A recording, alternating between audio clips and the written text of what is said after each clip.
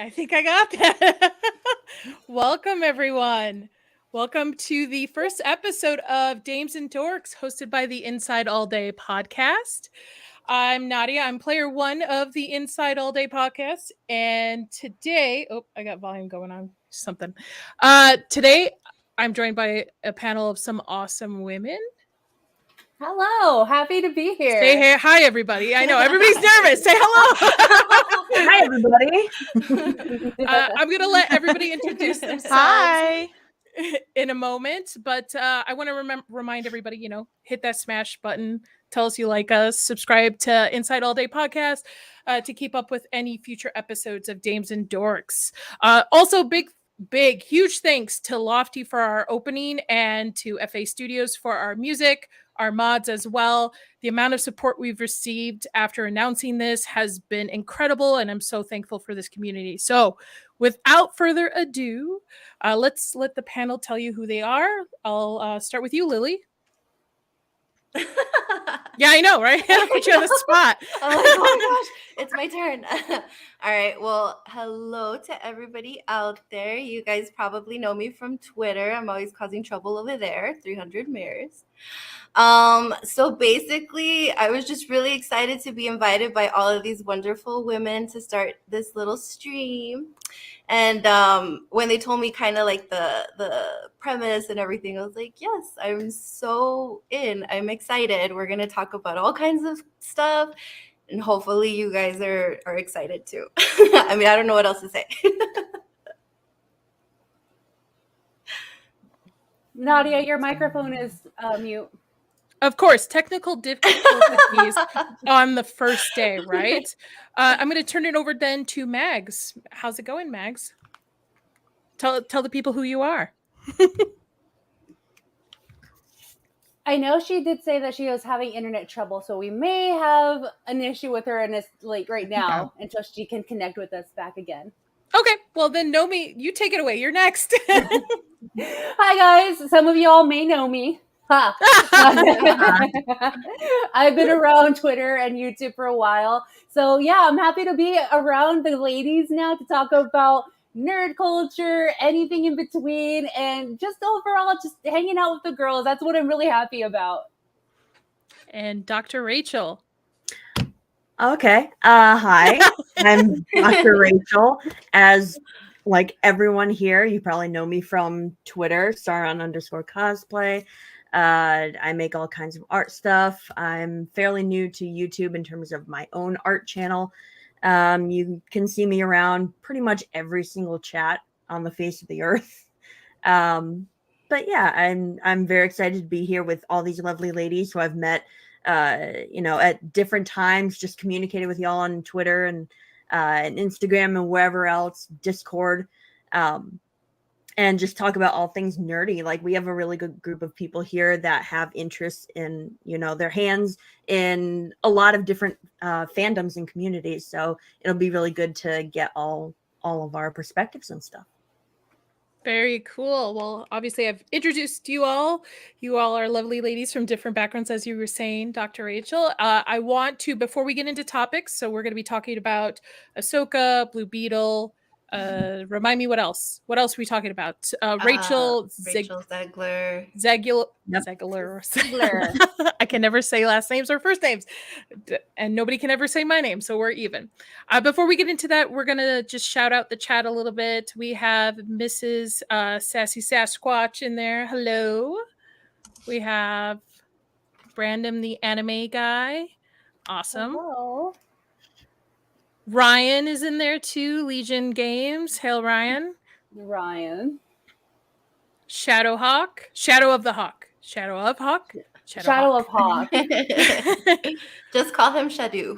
Shadu. Yeah. I like this one. On the road attraction.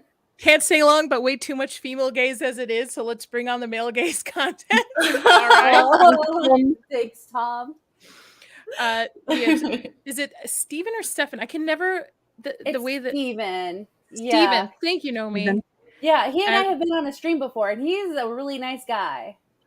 Awesome. And then we have Latino Slant. Polly. Oop, let me put that back up. Hello, everybody. Yeah. Polly's a real G.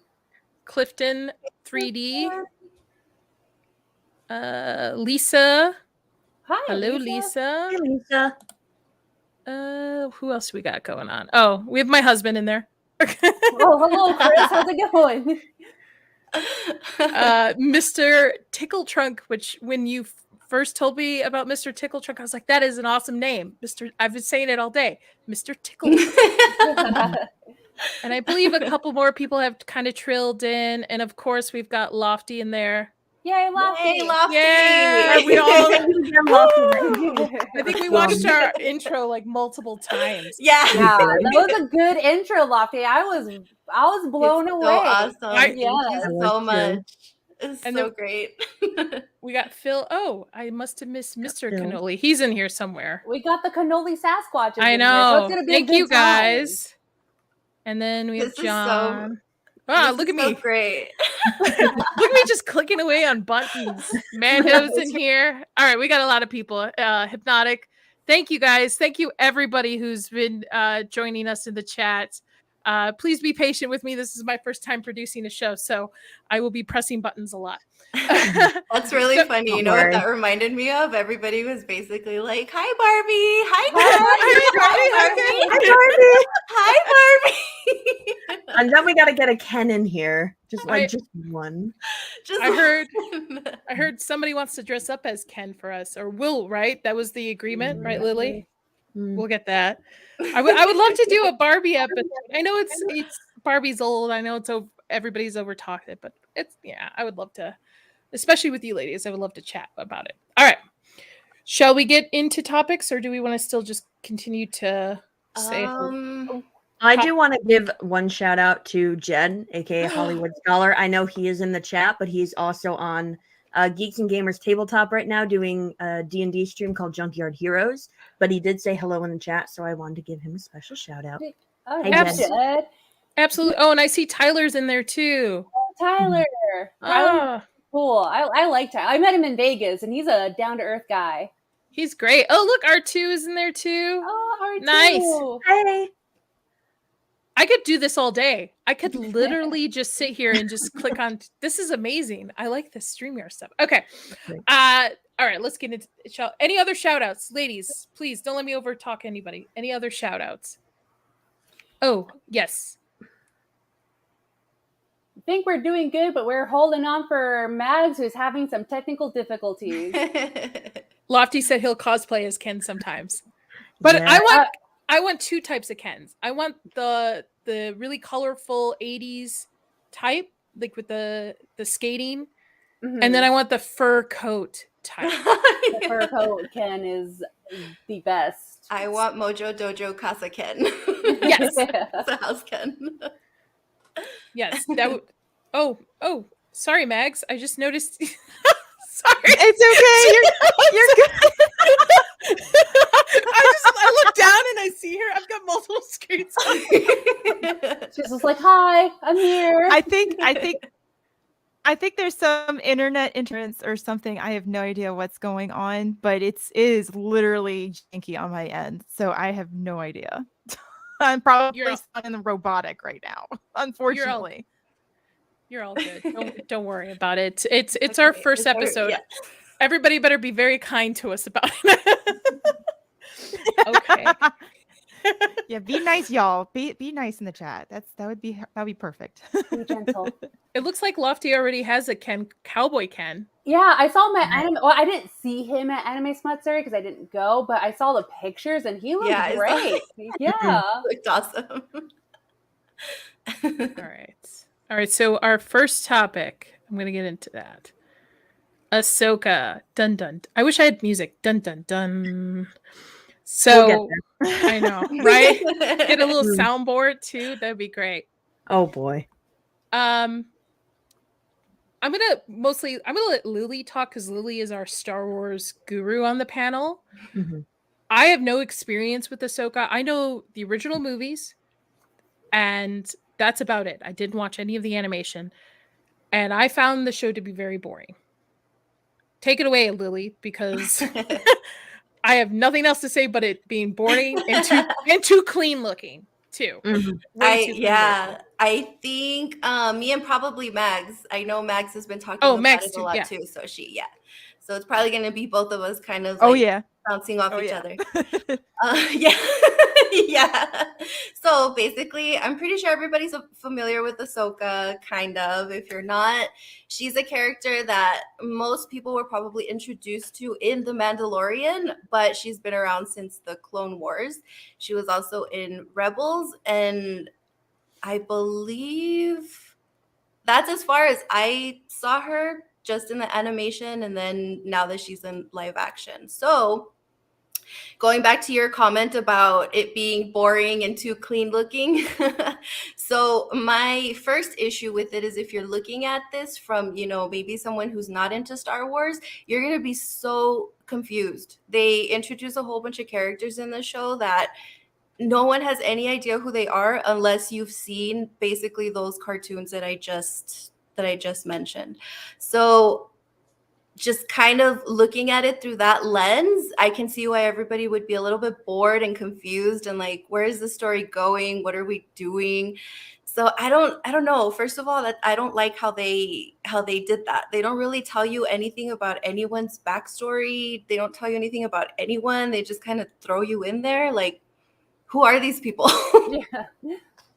Yeah, it's interesting to me that you had to watch the animations, you've had to watch the other shows to understand any of these characters. So for someone, I'm passive Star Wars fan, so I understand some of it, but I never watched the animations. I've never seen any of that stuff. So for me to go in, I don't know what is expected. And it's really hard, I would assume, for any normie who's just like a way more passive Star Wars fan than I am to understand what is going on here. And Yeah. I don't think, so basically, that's one of the things I didn't like about it, seeing it from somebody's outside perspective. Now, as a Star Wars fan, if you've been following all of the stories and you kind of know, you have an idea about what's happening, there are so many issues in this TV show. And as the episodes go on, they just keep messing up all the lore and everything that came before it. Everything that George Lucas has done so far, they're just slowly like ripping everything apart and just kind of creating their own thing. And it's a problem. Like, there's so much going on with it. So I don't know. Like, I mean, anybody else prior to the show, Max. I didn't even know about Ahsoka. I mean, I passively like seen her artwork and stuff. Well, I can agree with you on like what you just said earlier, Nadia, because I don't feel like I could contribute much to this. But like, I know fans like Lily and other people who I'm associated with are very angry about Ahsoka, the live action, because it didn't follow Rebels, and it's just Dave Filoni trying to put his animation take into live action, and it's not working at all. Because I actually I did have cable when Rebels was on the Disney Channel. I believe that it was on. But at that time, that's like, I'm too big to watch cartoons. I don't need to watch it. And also, at that time, I thought it was just made up. They weren't following the lore anyway. So I thought it was just like creating it out of like their butts, which they're doing right now. And then here we are living it like 10 years later in real life. So then I had no interest, and I don't have an interest in it right now because I'm hearing just negative things. But now I want to watch it because I'm like, well, what is it making it so bad that everyone hates it? I know, like the lightsaber thing, everyone lost their minds for it. Explain to me that, please, Mags and Lily. Explain, because from what I know, if you get stabbed with a lightsaber, that's it, KO. You're done. You're out. And it seems to be like a habit of Disney Star Wars of letting certain characters survive, because I believe this is not the first time in the Disney Star Wars series, like from Mandalorian to Obi-Wan and stuff, all the shows, that there have been multiple stabs with it and people have survived, which I've always been under the assumption that it burns you from the inside. You're done. Like there's no coming back from it.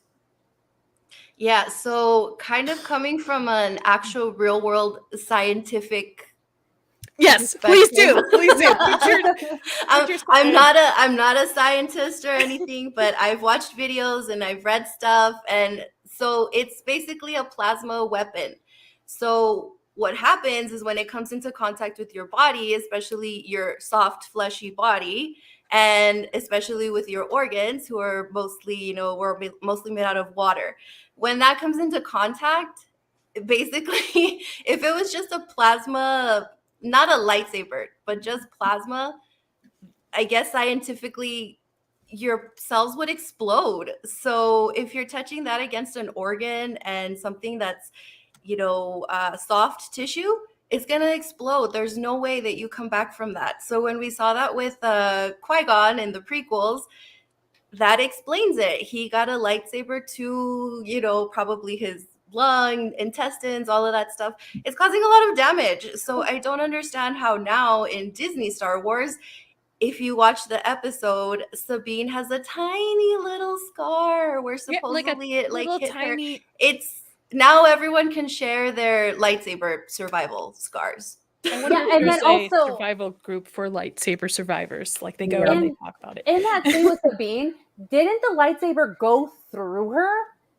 It did. And the argument on Twitter was that, it missed all of her vital organs. No, it didn't. What the heck? Everything is a vital organ. Everything is a vital organ. But that doesn't make any sense because, I only watched the first episode because, like Nadia, I was bored to tears. But in the first episode, when what's-his-face, the old guy, is slashing away at everyone, one of the guys that he hits with his lightsaber only gets it right, like a graze on the shoulder, and he dies. So it doesn't make any sense if she gets stabbed through and lives, but he gets a graze along the shoulder and he dies. Yeah. Dude, and then I cry. The little graze across the shoulder isn't even supposed to exist either. It's literally supposed to go right through you. Yeah. So I don't understand. Like a chunk of meat on your arm because it burns right through you. Exactly.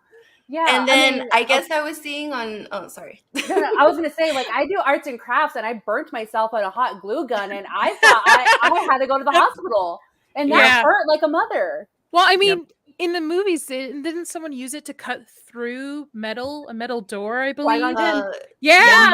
That's the comparison that everybody was making. He's cutting through a literal metal door that's very, very thick, and he's doing that. What do you think it's going to do to a human body? Apparently just a little like gunshot wound. It almost looks like a gunshot wound. That's what it looked like to me after she was healing. And that closed really fast, by the way, if she got stabbed through. Like it looked almost completely healed when they were showing it. And that was another issue that I saw everybody bring in also, is that back in like Star Wars lore, when you wanted to heal, they do have this thing called Bacta, right? Which helps you heal faster. But they would literally have to put you in an entire tank. Oh, like a Book of Boba. Yeah. Okay. So I don't understand how Sabine gets a tiny little patch on her abdomen and all of a sudden everything is fine. Like from not even one day to the next, it probably healed in like minutes. Yeah, 'tis but a scratch. That's all that Sabine got. I have a few questions about this series. I do. And I know, Rachel, you took a bunch of notes as well. But I have a few questions. One, does Ahsoka have ears underneath those head tentacle things? That's part of her head. I know it's part of her head. I know that's her head. I know it's not a headpiece. But are there ears underneath there? No, from what I understand, it's supposed to be like a echolocation. So like a bat. Yeah, so her little, they call them they're not supposed to be Leku. Leku is supposed to be for the Twi'leks. But I think there's called Montrails or something like that. So that's basically what helps them kind of hear everything. So it's not really like ears. They have their own function like that. So it's like their spidey senses? So there's no ears. She doesn't have ears under there. Okay. And then my other question is, what is it me or did anyone else notice that everything was so clean, so like everybody's uniform looked like they just picked it up from the dry cleaners and put it on? Like there was no texture to anything. Even the city in the first episode was so white and pristine, it like almost uncanny valley. Mm-hmm. I think they've been having Oh yeah, issues with there's no dirt or their anything. sets. Yeah. Even in the book of Boba Fett, everything looked so clean. Even they're supposedly on a planet that's nothing but sand, and everything looks very clean and tidy. And then does That's she the have one thing. to? That's one thing about the original trilogy. Oh, sorry. No, go ahead. It's one thing about the original trilogy that makes it so grounded is that it makes it look very lived in. Everything's dirty. Even like the side panels of like the Millennium Falcon is all roughed up, and whatever. It's these shows. They're not showing any kind of the spaces or have even any kind of form of TLC to them, like they've been lived in. It just looks like I don't know how to describe it. It just looks too clean to me. It's like all bleached out or something. Everything from costumes to set design to hair, makeup, everything looks super clean. Except I will complain about Hera's green makeup because it looked like they just did one layer and that was it. And from coming from somebody who used to do special effects makeup, like you would cake that on, all right, to come through. Mm-hmm. And it just looked very, in a sense, half-assed. The whole I saw thing. a lot of creases. Yeah. There's a lot of creases in her makeup.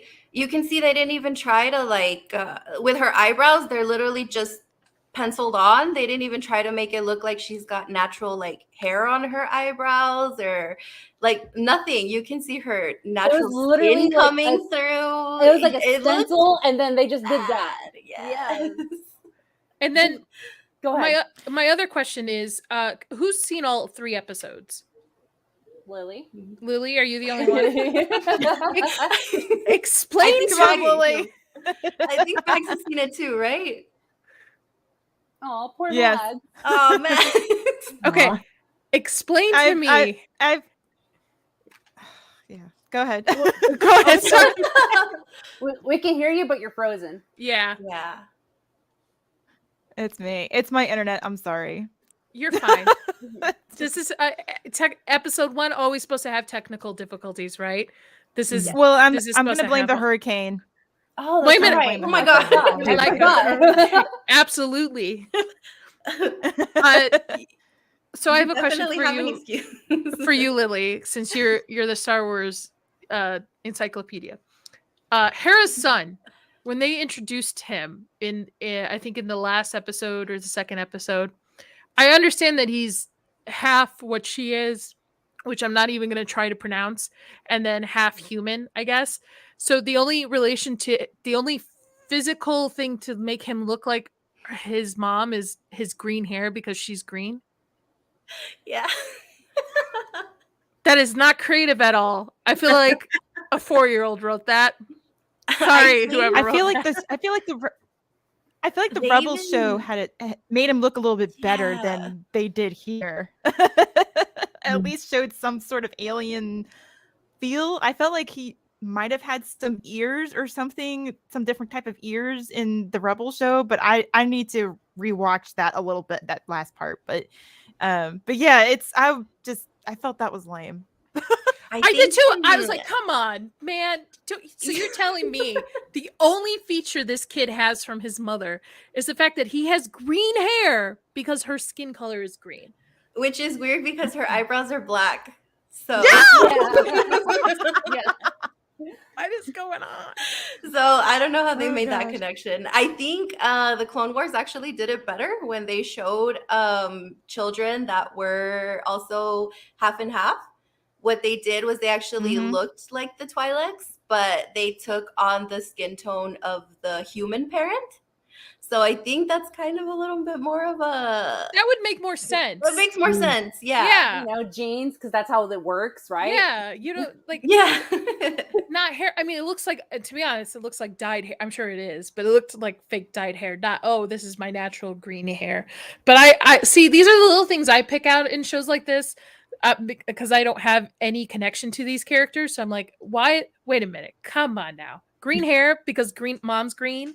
What about you, Rachel? I know you had taken a bunch of notes. I Not know. taken. Oh, Taken. yeah. Sorry.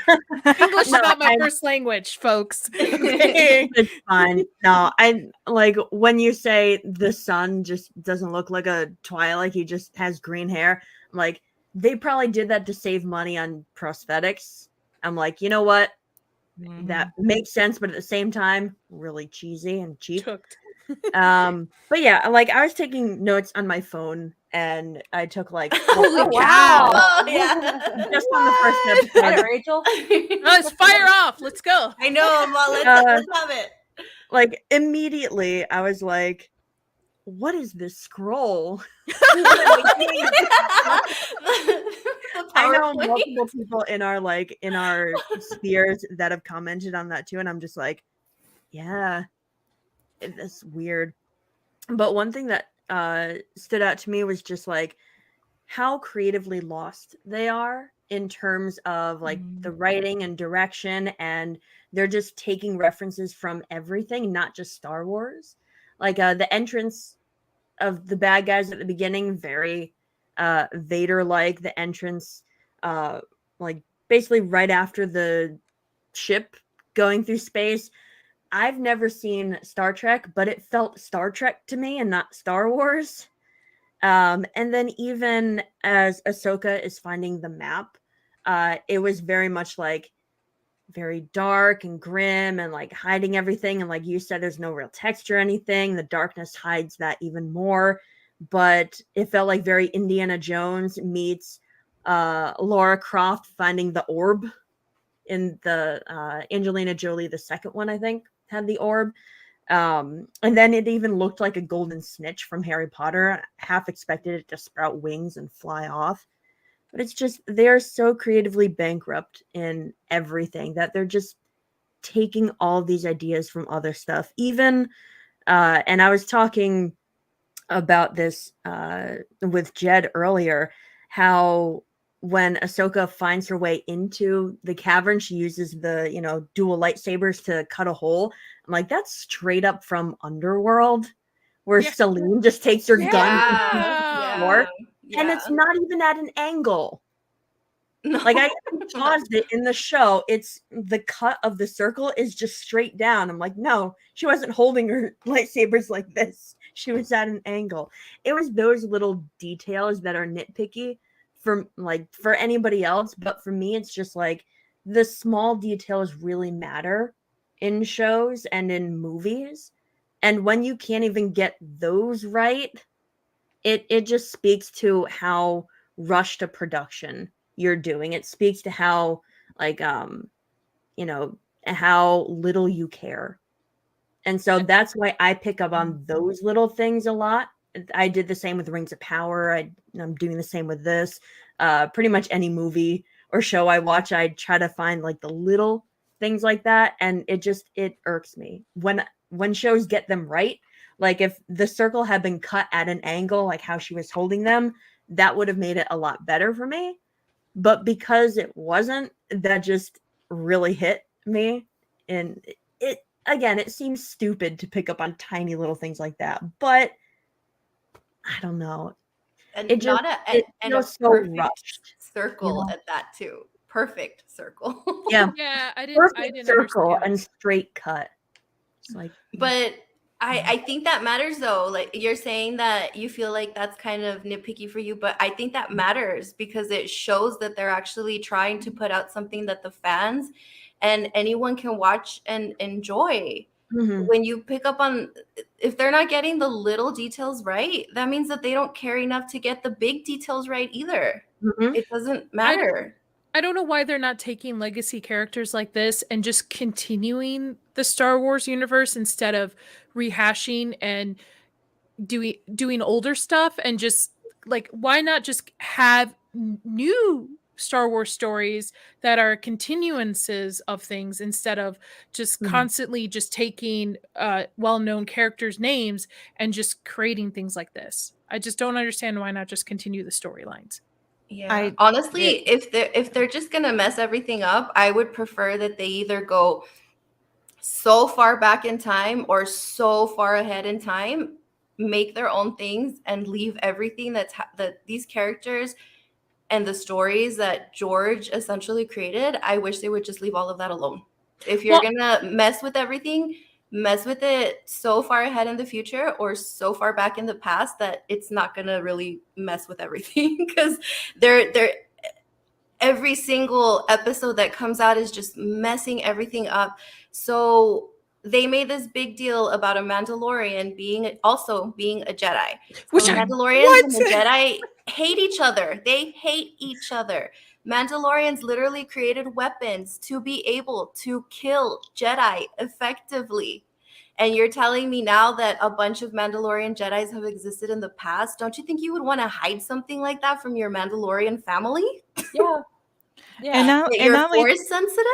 And not only that, but there's only been one that's been a force sensitive, and that was like, I don't know, thousands of years ago or whatever. And that was just like once in a lifetime type, not really once in a lifetime, but like a very rare occurrence amongst the Mandalorians. And even if if there were even Mandalorians that were force sensitive, I'm pretty sure they would want to hide that stuff personally. You know what I mean? Like they don't want to reveal that because they hate the Jedi. Yeah. So it's because in the last episode they changed it. So when Ahsoka's talking to Sabine, she's telling her that, or they kind of give you like the hints that there's been a bunch of past Mandalorians who are also Jedi.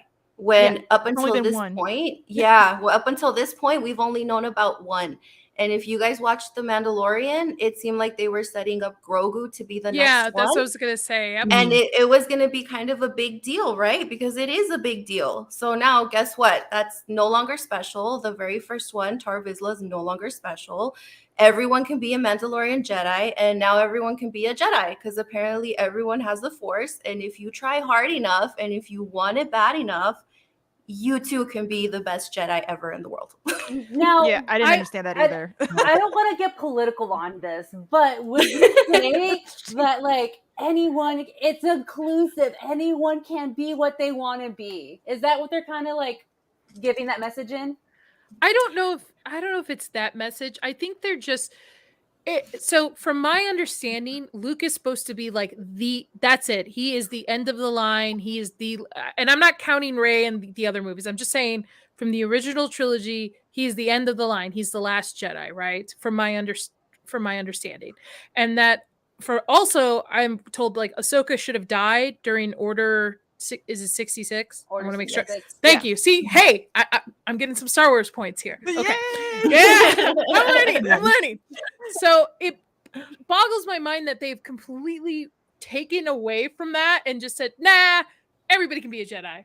If you really think hard enough, you can be a Jedi. So maybe, Nobi, maybe it is, now that I'm like thinking it out loud, that it's an exclusive, include everyone, everybody can be a Jedi. Yeah. Because like, if you think hard enough. Yeah. Because if you're a Mandalorian, but you're like, I can be a Jedi. It's in me. And like, I know it. Like, well, that's not how you're made to be. You're a Mandalorian. Like you're supposed to follow this way. This is the way you're supposed to follow. But if you're going to be a Jedi and do this, like, hey, like, but we accept you. You can do whatever you want. That just like kind of ruffles my feathers about the creativity in that. Yeah. Yeah, no, I agree with you. And personally, I'm a Sith from what I'm told. So. I skate that line often. I'm also a dark wizard in Harry Potter, so it kind of matches up a little bit. Nice. You could be a gray Jedi, Lily. So fun fact: my favorite character is actually Darth Vader, but I also love Princess Leia. And if you kind of notice, they're two sides of the same. Except she's on the good side, he's on the bad side, and that's his daughter. Oh yeah. Keep it in the family. They're just changing so much of the lore. It's very disappointing. I wanted it to be really good because I was so excited when they first brought her into live action in The Mandalorian, and me too. I was one of those people that when she was introduced in the Clone Wars, I didn't like her. She was very annoying, but she grew on me, and I liked her now.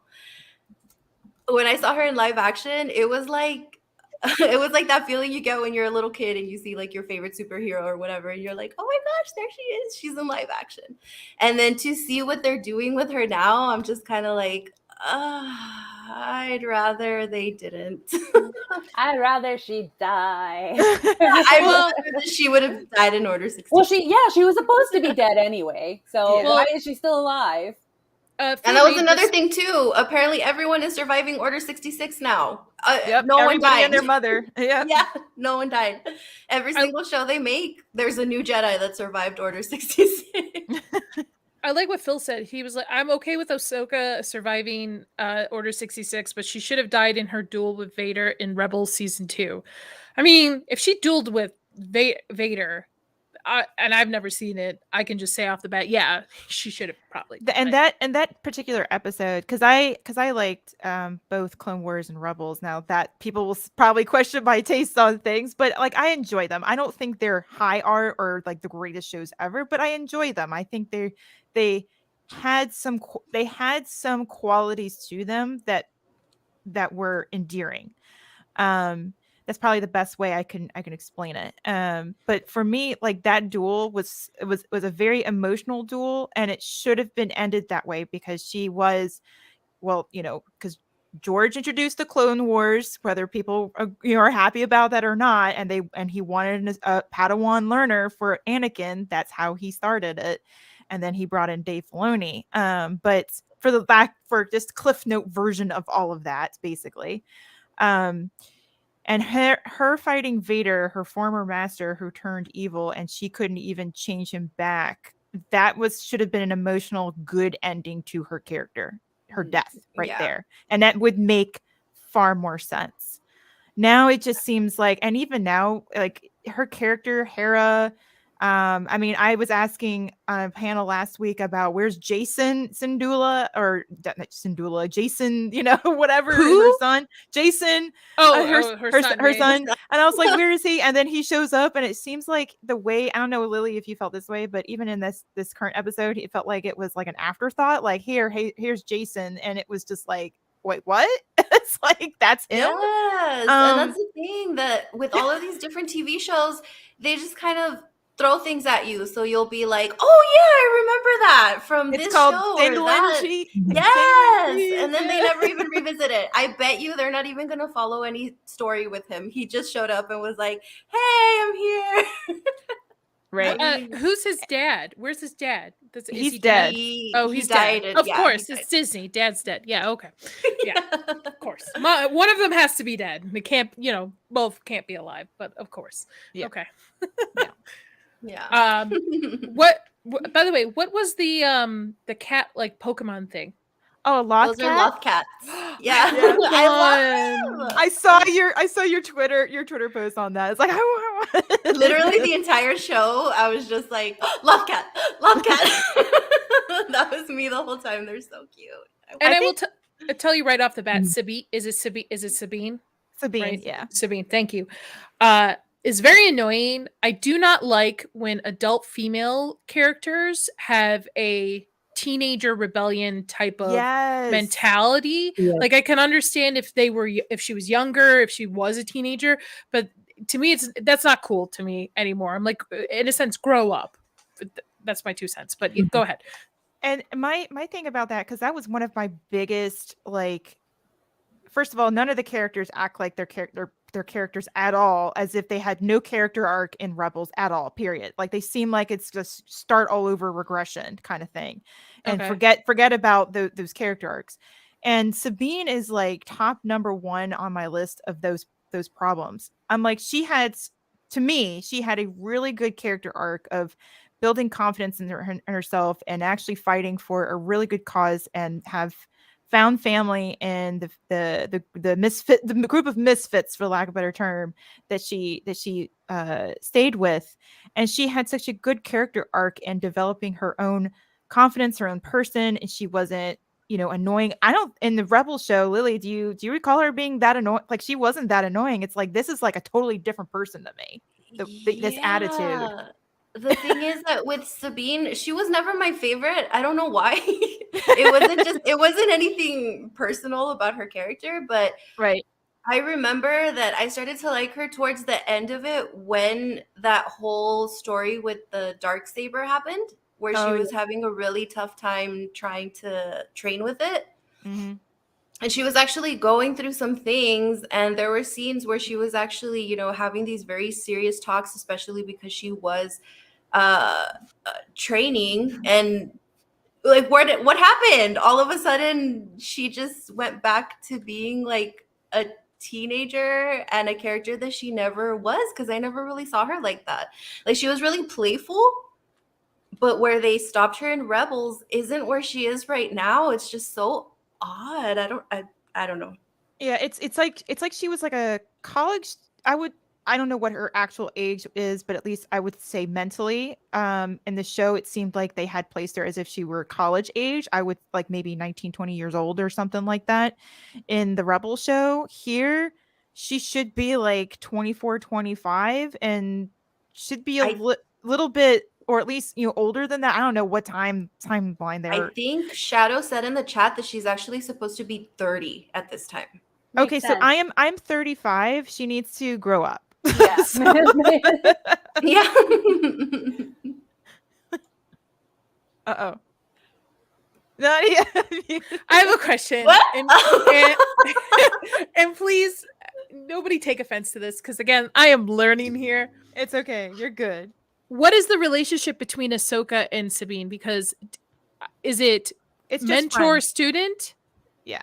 Because it comes off like a romantic relationship in the show. The first 2 episodes, I felt that, and I was like, "Whoa, what is going on here? This is not what happened in the Rebel show at all." Like, okay, this felt really weird to me. That was so weird. And the third episode, it didn't seem that way, but the first 2 episodes, it did, and I'm like, "Where is this coming from?" It felt really creepy, in my opinion.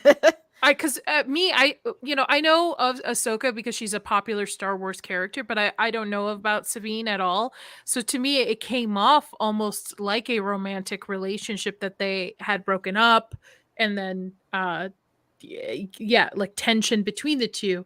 But you're right, Mags. Like by the third one, it kind of leveled out a bit, and it came back to that mentor student relationship. But yeah, that was really weird from somebody who just doesn't know anything, and I'm like, what is going on here? Like, are they supposed to be together? Are they not supposed to be together?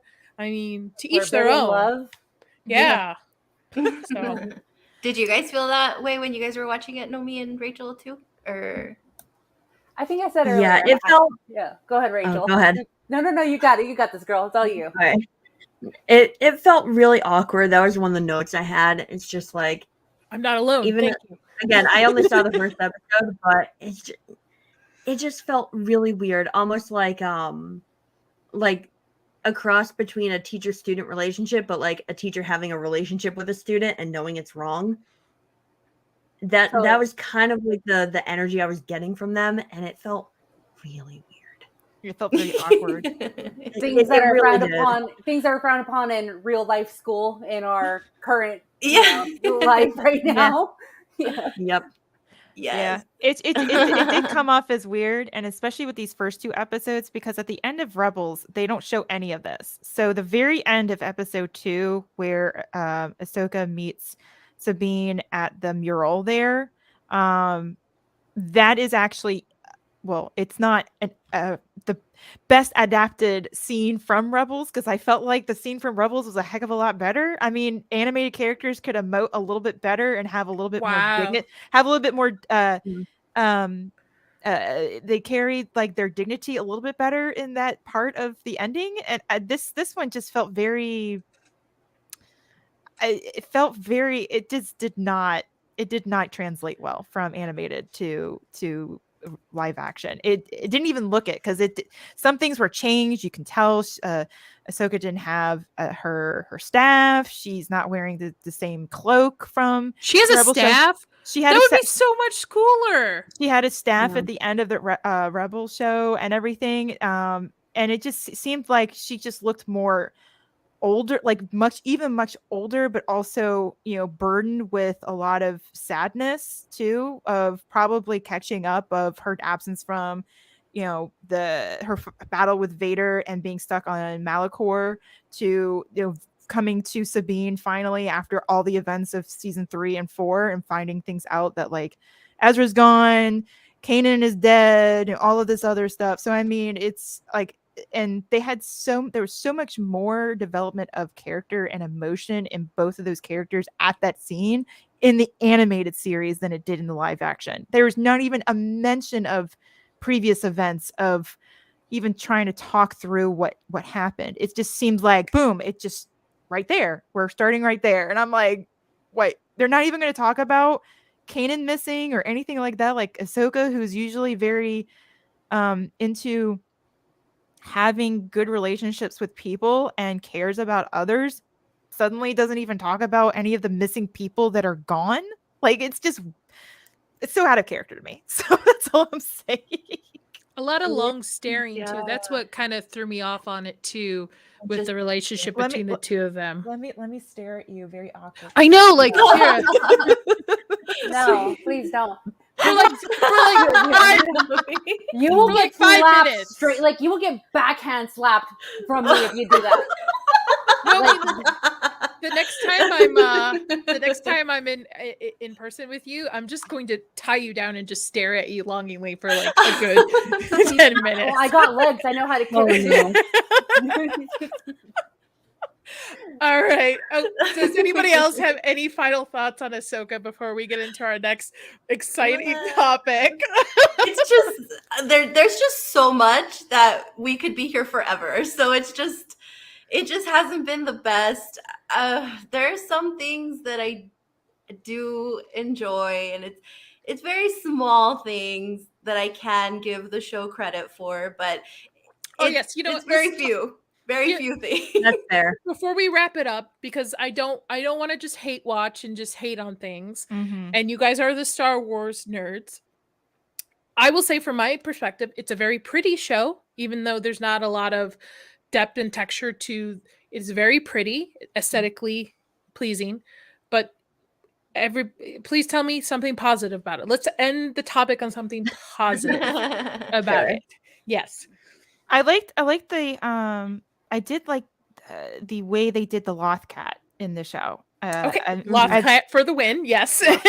I think they definitely translated that very well from the It's animated gonna be series. A toy. Oh yeah, I want one. I'm sorry. I want one. It's gonna happen. I have Grogu behind me right now, so yeah, I want one. I felt that at least like in the 3rd episode, it was a little bit better in that it didn't seem so slow in some spots. Felt like it just had a little bit more action, even though it wasn't really that great. But I felt like I liked this episode better than the first 2, because the first 2 I just kept asking myself, where was this in the timeline? I don't remember any of this happening in Rebels. Aren't they shouldn't they just be doing some sort of, not necessarily a recap, but like trying to a reconnection and an actual true introduction of these characters, of what happened during the last 4 years of, or at least the 4 years of leading up into A New Hope type of situation, and trying to reintroduce the characters. But I feel that at least the cinematography of the of everything, and even like the ships look fantastic. I'm very weird about ship porn. Excuse me for saying it like that. But I love, to each their own, Max. but I love details in ships, and at least in this show, they seem to have nailed it a heck of a lot better than previous shows, in my opinion. They look really good. Actually the ship that Ahsoka flies in is from Rebels, so I like how they translated that translated really well to me. And they're not staying to a sand planet. That's all I'm going to say. Yes. Anyway, Lily, go ahead. I'm sorry. No. Well, just kind of adding to how pretty it looks, the sequels were gorgeous. I will never take that away from the sequels, even though I despise them. They look gorgeous. but it's the story and everything else that we have an issue with. And since we're doing the positive section, I'm not even going to start on that outer space battle that Ahsoka had because we forgot about that. But I guess more positives. I do like that they paid attention to the fans when they said that Ahsoka's Leku were too short. They had an issue with it in The Mandalorian, so they actually went and fixed it. So I appreciate that they listened to the fans about that, but I mean, everything else is kind of, not, they're not listening to us about other things. What else? It's a very mid show. That's yeah. Do you feel that I can say that I do like the two mysterious figured, not Jedi, not Sith, whatever they are people. I actually like their characters. They're the only ones when they're on screen I'm actually paying a little bit more attention. I like the actress Shin, I think is the character's name. She looks cool. I like her. She looks really awesome, but it's just everyone else is so I don't know. And even what's her name, Morgan Elsbeth, the villain, I guess that they're kind of introducing. Oh, I didn't know there was witches in Star Wars. That was a first for me. Yeah, there are. It's like a thing for the Clone Wars also, and they actually have a really cool story. Also, technically, she shouldn't be one because she's human. They're not human. I think they're like a different species on that planet too. So I don't know. There. Do you think the casting of Rosa Dawson? Is it Rosa Dawson? Rosario Dawson. Thank you. See, I don't know names. Thank you. Nomi, you're supposed to back me up here. I did. Do you think the casting of her as Ahsoka, regardless of the show, is pretty good? I like her. I really like her as Ahsoka. I mean, it would have been fine if they would have cast the voice actress too, but I mean, I know that they're just voice actors. Sometimes they actually don't do, like camera acting or whatever that's called. Yeah. But when they announced her, I liked the choice and I like the way that she looks as Ahsoka. She looks really cool. It's just, I wish she would have that same kind of personality that she's always had. It's just weird. Yeah. Yeah. All of that is so gone. So I don't know. And it's I think from leading up into the show, because this was years ago when the show was announced before the Empire really kicked in here. Rosario Dawson was all on board. She was all happy about being Ahsoka. She researched the character. She watched she watched all of Clone Wars, all of Rebels, all that kind of stuff to really prepare herself for this character, for this role. And apparently, I found out recently that she had to fight with Dave Filoni to actually wear blue contacts, because at first she wasn't, the live action was not going to be having her typical normal blue eyes, and she said, no, I think we need to have the blue eyes here because I think that's important for the character's appearance. So she won that battle. So who knows what's happening behind the scenes? I think she really appreciates and really wants to be this character, and I can see some glimpses of it, but I think it's the script and the direction that's the problem. That's preventing her from actually performing to Ahsoka's full potential. Well, Rosario Dawson in real life is a nerd. Like, she was in Nerds and she was in other good things too. So I know she has a good relationship with Hayden Christensen. So yeah. So yeah, it makes sense for her to do the research to play this character, and if she has to fight tooth and nail to follow the character's exact look, it means that Dave Filoni does not know what he's doing. Exactly. Even when he created in the animated series. So like, she wants to follow the true lore of like what everybody else grew up on. I don't know. Like, yeah, I'm just more like make it make sense. I think with this show, I know everybody's burned out by Star Wars and the lore, the destruction. I'm just going to take everything out and realize that now it's, certain Star Wars ended, but I am going to watch this show like Lily, you've said, is this Dave Filoni fan fiction. So I'm going to proceed in this manner, and that's how I'm going to look at it. So if people enjoy it, that's fine. I find it mid. I don't find it entirely boring, but I also don't find it entirely fantastic either. So if I feel like it's just a mid situation. I mean, they're good. There's good qualities to it, but it doesn't feel like the original characters. So I don't feel like it will do too much harm, if that makes sense. Okay. Yeah, I mean, anything can be better than Book of Boba. I mean, I didn't watch. Oh, I didn't watch Kenobi, But you don't want to twirl Oh around my and shoot gosh, something. yeah. but I Mm. felt Book of Boba. Do you know what was great about Book of Boba?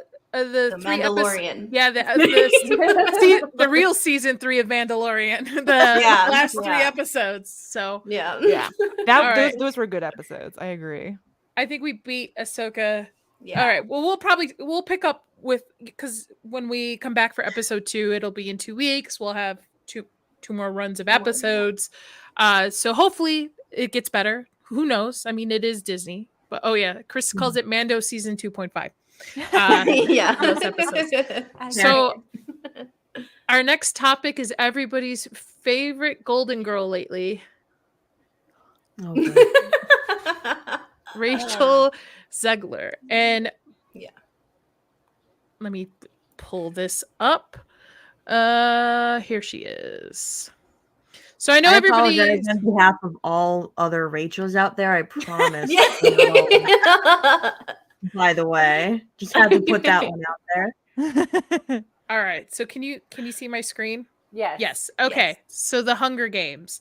So I know everybody's up in a roar about her because of Snow White, right? And that can be a whole other topic on it. Get out of here. All right, here we go. So she is the lead in and by the way, I didn't know this movie was coming out so soon.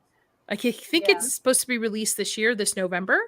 Oh my goodness. From what I'm understanding. Somebody in the chat might be able to correct me, but in my opinion, there didn't need to be a prequel book nor another movie, but that's another tangent. But what really got me about this article was when they were comparing the 2 different characters of Katniss and Lucy Gray, which is what Rachel is playing in this. So this is supposed to take place, I think, 46 years prior to what we know as the Hunger Games.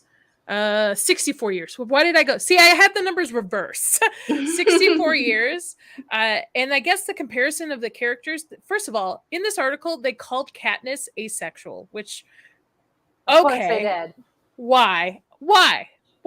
Did anybody read the books? She was not asexual in the books. So why? So whoever wrote this didn't do their research. She had a thing for pizza. Peta and Gail. Yeah, and Gail. Yeah. Yes. I'm like, come on. And then saying that she was an introvert. Her main focus was surviving the Hunger Games. Okay, cool.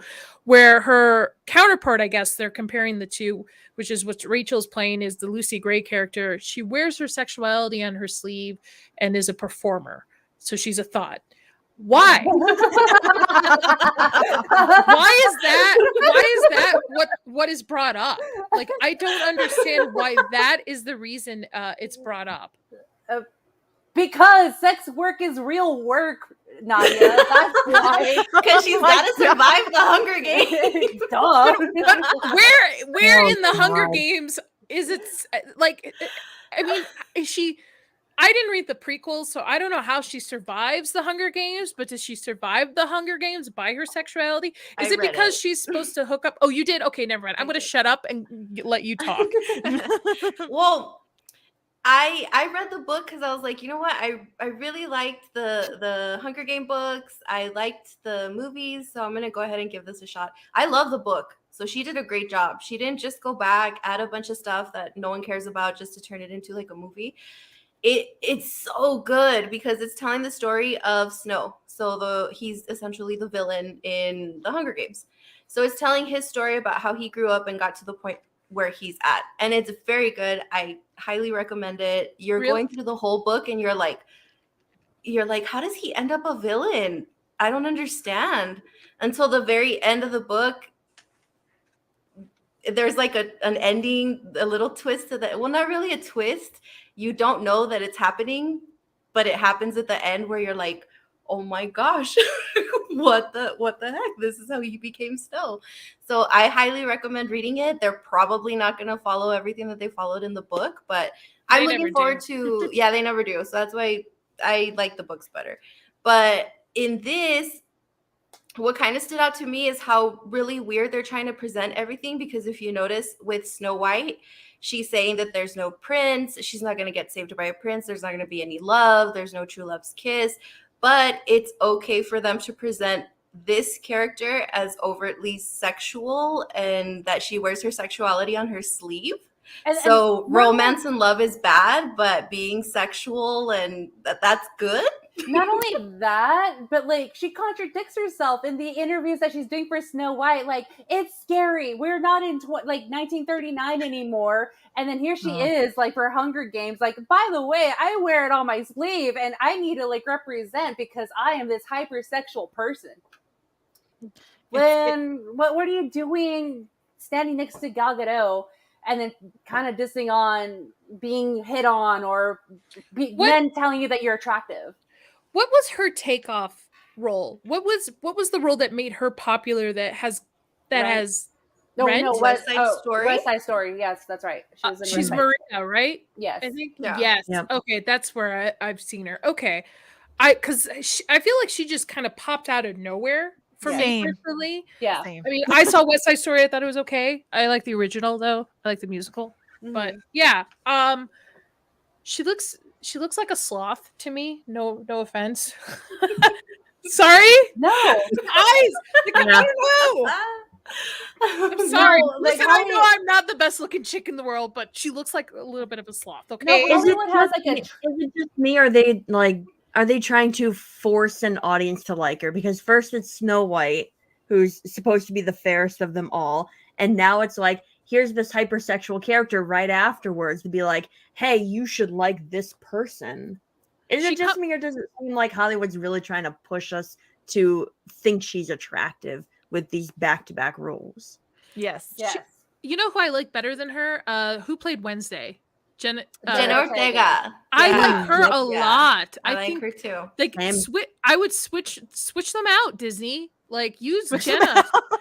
Yeah, she's great. Well, they don't like Jenna Ortega because she actually wants good media. They were all over her because she stood up to the writers of Wednesday and told them that she had an issue with the way they were presenting her character, because she wouldn't think that fit the character. And they said that she was problematic because she wasn't letting the writers do their jobs. So that's probably why they're not pushing her more, and they're pushing this chick because she's probably a little more like, she'll do and say whatever they want her to. Because like Jenna Ortega, she's more foundational, like going into the character. Like, I don't think this is how Wednesday's supposed to be. Versus Rachel Zegler, I'm gonna take whatever role I can get and put my take in it, and I don't care what the lore says. So, of course, Disney's going to go with the cheaper route. Like, hey, she's cheap. She'll do the work for us. And, hey, like, we'll go whatever she says. Versus Jenna Ortega, where she says, no, I don't want that. So, and also, Wednesday was such a huge success for her even standing up to follow the character of Wednesday. And then now I think Jenna Ortega is just too big for Disney now. My personal take on that. I agree. I mean, I loved her in Scream. I thought she was great in that, the latest Scream one. I think she's going to go places. Do you think though that Rachel is not? It's not coming from her own opinions. It's just whatever bubble she lives in. So she just thinks like, okay, I have to say this. I have to be this certain way for me to get to stardom. Or do you think this is really coming from her as the person she is? I think she just... Go ahead, Lily. Go ahead. I'm trying to form a thought here. Okay, I got curious and I went through her Twitter feed, and she really is. She's so insufferable. And what's so funny is that she has a boyfriend in real life, and literally her entire Twitter feed is just bashing on men and how men are useless, men are worthless. I have a question though. Is he a white guy? Yes. It's always they're always bashing on men. They're always bashing, especially on white men. and they always end up dating a white man. Yeah. It's always an don't get ethnic it. woman who hates everything about the patriarchy and white men for what they've done, but will go out and date one. Oh Yeah. my! Or marry one. Or Always. be married Yeah. one. Always. Do you, But yeah. I think the writer's strike and the actor's strike, I think this is sometimes, I think it's kind of helping Disney because it's kind of keeping their actors from talking too much about things and being in the spotlight. But didn't she go out and say, like, hey, if I'm going to stand in a dress for like 18 hours, I should be paid for every moment that I'm on screen? Yep. I'm like, girl, do you know how many people wish they could just be in a dress for 18 hours, get paid for it? Like, when I did special effects makeup, I was paid for the project I was on, and that was it. Like, you do, it's this simple term. I think somebody I heard use that. I was watching another stream and I can't think of his name, but saying, like, if you have a table built and you're eating on the table, you're not going to be paying residual to the person who made the table every time you eat at the table. So, like, yeah, I think I butchered that. But anyway, go on. Go ahead. Sorry. But I understood what you were cutting from. Like, so, like, it's there. You can use it, but you're not going to get some sort of incentive because it's made to be used.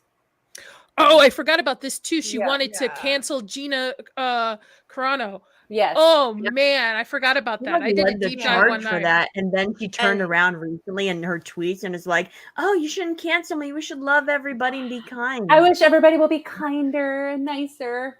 And But then, then, Gina, but then she retweets, Okay. you know, two video clips of, you know, men are evil or whatever, and I'm like, okay. Yeah.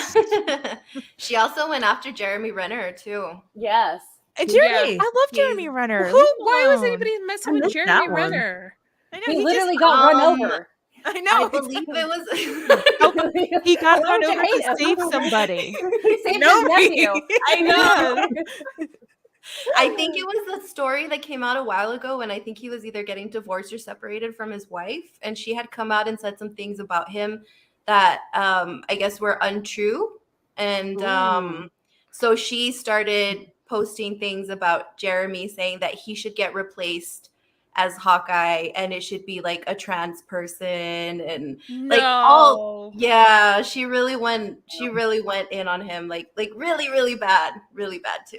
This movie is going to be horrible. This Snow White movie. I don't know about the Hunger Games movie. You made me actually really curious to pick up the book, Lily, because I did not like the last book of the three of them, so that's why it kind of turned me off. But I might pick up this one to read it. I like books and reading. Go me. But so I might go see this movie. But Snow White, I have no interest. No, I have zero interest. It's not even Snow White. It's at all. not. Like No. the entire There's no- thing. Yeah, there's no real. I mean, do you mind us? They just slapped the label Snow White on there to get people to go watch it. They Well, really should just change the title of the movie. Well, to something didn't they else. also like recreated the dwarves as mythical creatures now? Yeah. Like it's Snow White What? and the 7 mythical creatures. They're not called dwarves anymore. You know what made me mad about that was what is his name from Game of Thrones? Peter Dinklage. Dinklage was the Dinklage. one Yep. that kept saying it's it's wrong for them to want to cast midgets or little people or what. I'm sorry if I'm not being politically right, but in these roles, and I'm like, why are you pulling away jobs from these people in your industry? Like, why are So you taking he can have the away? job. He's Yeah. not even in it. Yeah. He's not even in it, I believe. He wanted to play all 7 dwarves. Yeah. Yeah. There was even like I can't remember what clip it was, but there was even like an interview of another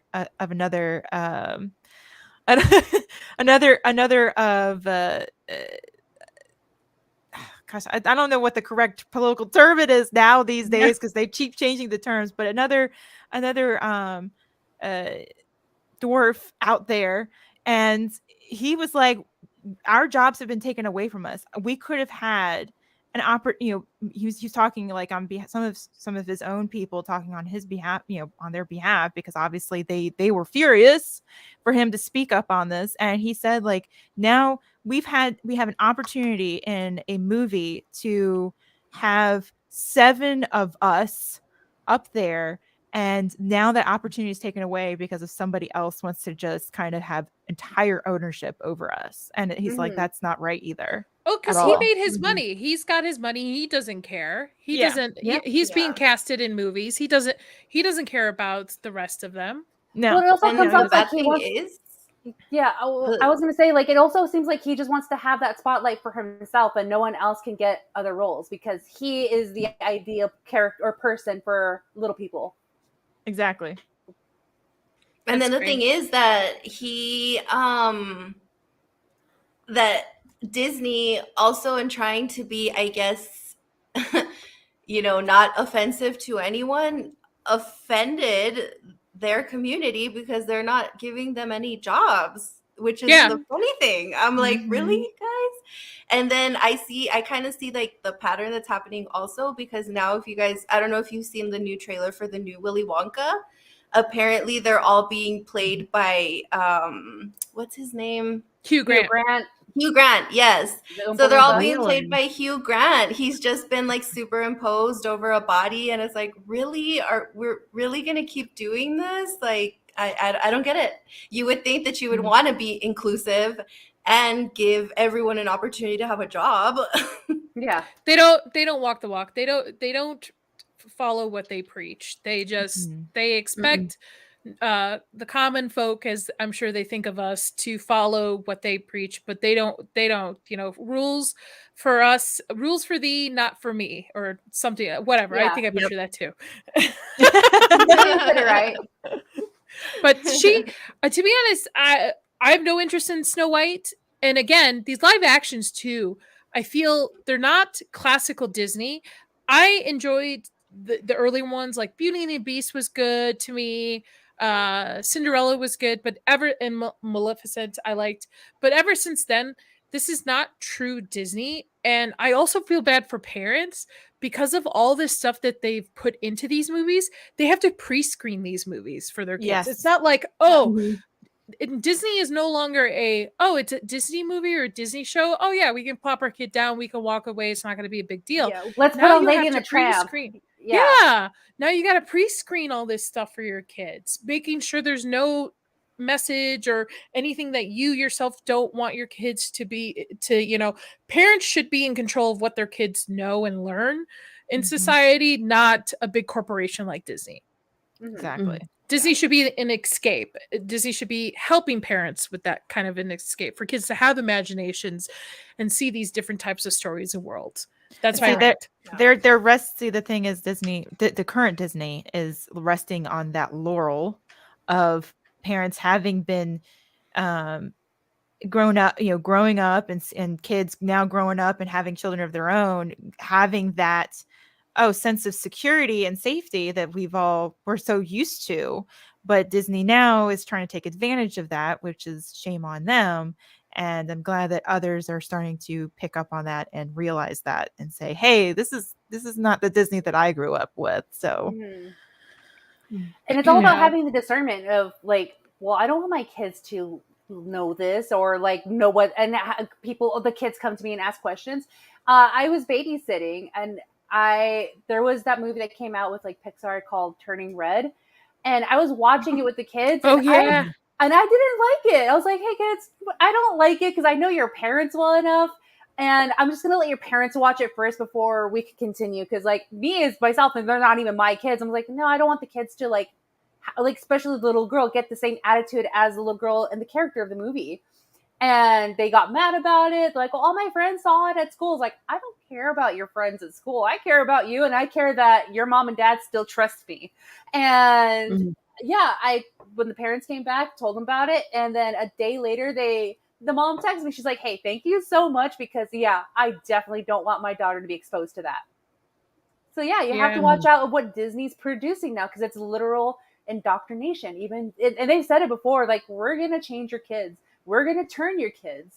So they're coming after it. So it's just, it's awful now what they're doing. Because the Disney that we grew up in is no longer gone. Yeah. Gone. And instead of just continuing to make newer stories and newer things, they just want to rehash the old stuff and just mess it up. And what it brings me back to when I was a kid, when I used to get so excited about I'm going to age myself, the plastic VHS like box sets things where I they had still the have mine. covers, Yeah. and then like McDonald's had the little tiny ones you could collect too and stuff. It just brings back such good memories. Do you think the writer's strike though is benefiting? I mean, Disney's kind of in the tanker, in my opinion.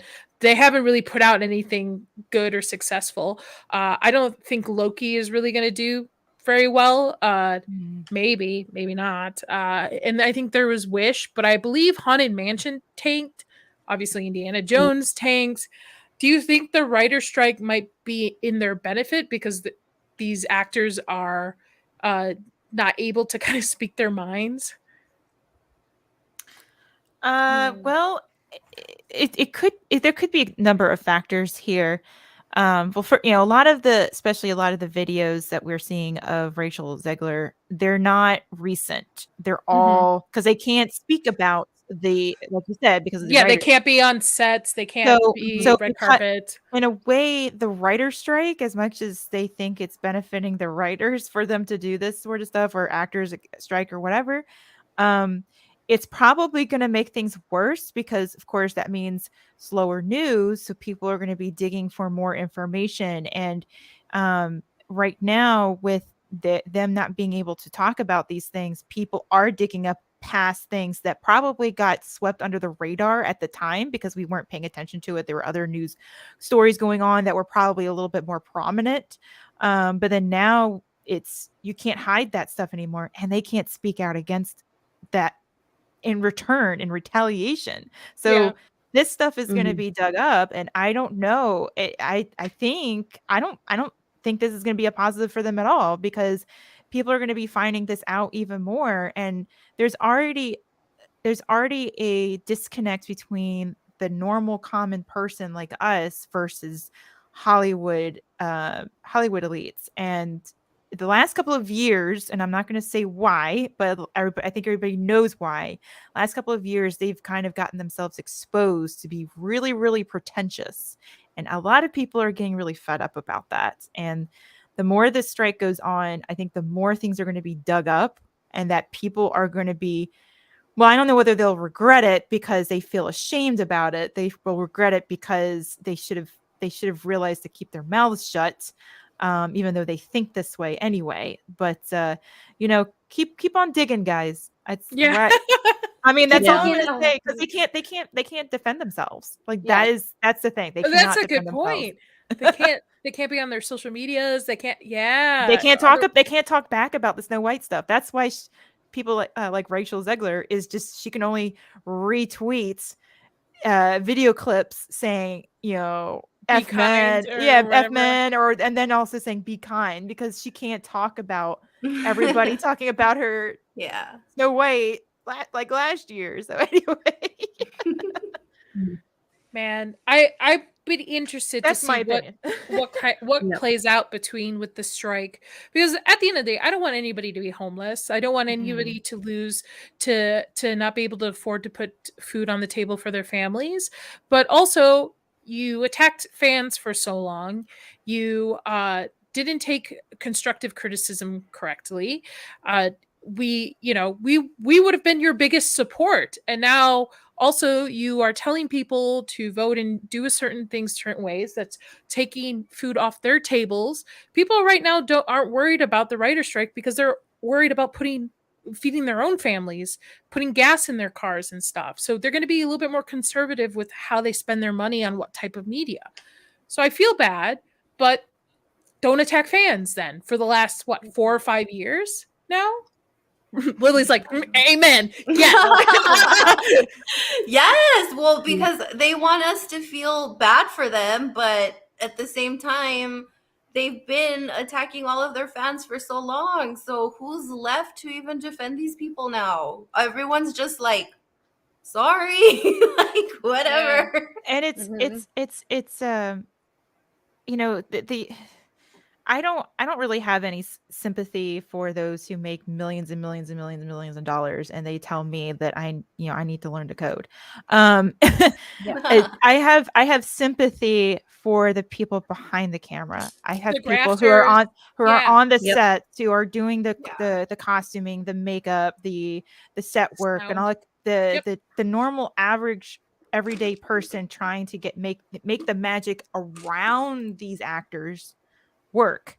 And those are the people that I have sympathy for. And unfortunately, Yep. with the actors' big mouths, they harm everybody else around them.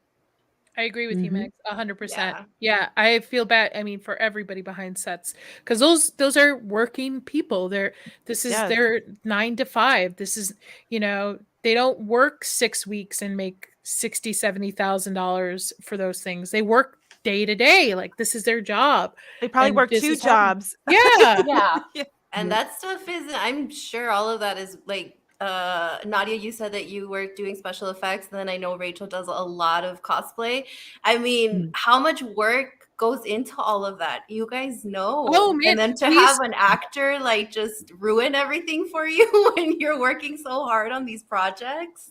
When I used to Mhm. work in special effects, we would have to be on set hours before actors show up to prep everything. Then we're there for the day, right? We're there to put the makeup on, do touch-ups, everything. And then when it would end, we're there even past that time after they leave, because we have to do the cleanup, prep for the next day. So sometimes my days started at like 4 or 5 a.m. and didn't end till like well into the evening time, and then go home, crash, and have to do it all over again. So yeah, like I feel I don't want anybody to be homeless. I feel bad for people, but you kind of reap what you sow. Yeah. Is that the same? Yep. Yeah. Thank you. Okay. No, Mhm. I agree with you. Any other comments on Agreed. Miss Rachel? Not Dr. Rachel, Miss Rachel. I'm like, well, Tacky I think Rachel. Rachel is fantastic, but Rachel Zegler is another story. Yeah. Understandable.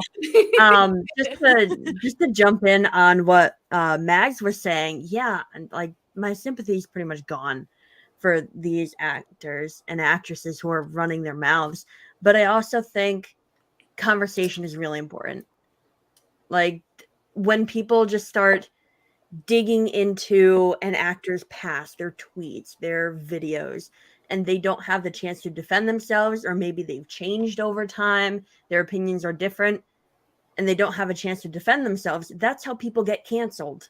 Mm-hmm. And so I Agreed. think it's almost going to be like this shift where people are like, on behalf of Gina or all these other people that have been canceled on, one side, we're going to see this shift where people are canceled on the other side. It's revenge canceling. And that's what I'm worried about, because both those things, both sides, anyone getting canceled, anyone like having their old tweets brought up that they can't talk about, anyone having their old videos brought up that they can't talk about, like you both said, like everyone here said, that affects all the other people that were working on these movies. I agree with So, you. I because 100%. you can't get that conversation going or defend yourself, that affects so many other people. So I think in a way, yeah, go ahead, bring up the past, but be careful with it. So I'm kind of on the fence of, is it a good thing? Is it a bad thing? I can see both sides of it. And so I wouldn't necessarily say it's a good thing that the strike is happening, and a good thing that, actors can't come out with more, like Rachel can't think up more BS to talk about against Snow White or against Hunger Games or other acting jobs. But at the same time, because she can't defend herself about it, or other people can't defend her about it, or like speak their minds about it, even if they're like going against what she says, they don't have the chance to do that either. Right. So those conversations can't happen. And when one side has power over another, crap happens. I don't know what our policy is on swearing here, but I'm No, you trying can to swear. No, You can swear. You can swear. That's I when agree with people you, get Rachel. canceled. That's when Yeah. like movies that might have had a chance don't get to see the light of day. Like there's been quite a few movies like Mission Impossible that came out that unfortunately didn't do well because of all this stuff happening. So it is really disappointing to see when, bad things happen to good people. And I think a lot of that begins with people can't defend themselves or speak their minds. So the writer's strike, to me, can be a good thing in some ways and can be a bad thing in other ways. I agree with you. I really am not for cancel culture on either side, unless it's someone who's caused harm, like physical harm or abusive harm to another individual or to children. Like that's that. Yes. You deserve to be you deserve to be put through the wood chipper. Like that's yeah. But we live in a country we're founded on freedom of speech. So like if you don't like what somebody is saying, guess what you can do? Just simply turn it off. Like you have the ability to find things and enjoy things from people that maybe you agree with. And to be honest, I like listening and watching people I don't agree with most of the time because it makes for an interesting conversation and you get to learn things and see it from their point of view. And you're right. Like, while there is a benefit that these people aren't, shoving their ideals down our throat right now because they're not on the red carpet, you're right. They're also not being allowed to defend themselves over past tweets. Like we can't say, oh, so-and-so, they said this in a joke. Like, look at what James Gunn went through. And that, and people came out to defend him. Like, people learn, people grow, all that kind of stuff. And you're absolutely right. She doesn't have that chance right now. But who's to say she would want that chance, though, too? Yep. Yeah. I mean, some of her recent tweets, she's definitely sending out. It's kind of a coded way of saying, what her feelings are without having to say anything about. It's kind of like talking around it, so to speak.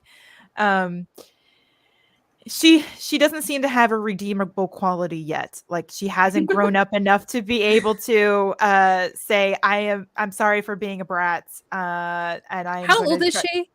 She's got to be. She's 23. She's 23. She's a baby. That's why. Yeah. She doesn't know the real world. She doesn't. And so right now, because she was in West Side Story and everything else, and she's probably being just like all these other actors and actresses that grow up thinking that they're like the best thing ever. They're probably lauded and given participation trophies in such a way of saying, hey, you're the greatest. And so now she felt emboldened to speak on these things even as far back as last year. So who knows? Maybe she'll grow up eventually. She is very young. Maybe she's just not educated. Maybe but a lot of us were young and stupid once. So she could. She could be Gen Zers. Gosh, yeah. I like to call them blindly blue, or they're like headline readers, and again, it's also could be determined by her bubble, like who is in her bubble. If she doesn't have people who don't disagree with her, challenge her, tell her about different ideas, approach it from a different point of view, she's never going to learn because she's going to be in this insulated bubble of people with the same ideals. Yep. So I said I didn't want to do politics, but here we are. Kind of. It kind of fits. It fits. It's peripheral. And I think it's important to talk about because we come from different backgrounds, different stages in life, different lifestyles, and we're all women. So we can speak to another woman and say, hey, this is probably not a good thing for you to do, honey. Maybe you should sit this one out. this one. There's other ones, champ. You'll go get them. But this one, I think you need to. There is time for her to redeem herself. That's all. I'm just saying Nomi should play Snow White. That's who should play. You got the hair. Yeah, why not? Rapunzel with the hair. Yeah. Oh yeah, look how long that hair is. Yeah. This is the longest I've ever had my hair in a long time too. But yeah, if they want to do diversity actors, like Snow White is Latina. Well, here I am, guys. I'm ready. I can gotta be out. You gotta be really pale though, right? We got her already. The whole point she's called Snow White. Oh, you're right. I've been not anymore. Too much. Yeah. Yeah, not anymore. I'm bringing a whole plate of tamales and I'm going to feed all of you guys. But I mean, does that mean I get to play Jasmine because I'm Middle Eastern, but I'm really white, so I'm paler than you? Oh my god, I call dibs on Esmeralda then. Esmeralda. I'll call dibs on Esmeralda. All right. Any last thoughts on? I'm sure we'll continue with the writer strike discussion as we. I don't know if it'll be resolved by the time our next show pops up, but Who knows, right? right? Mm.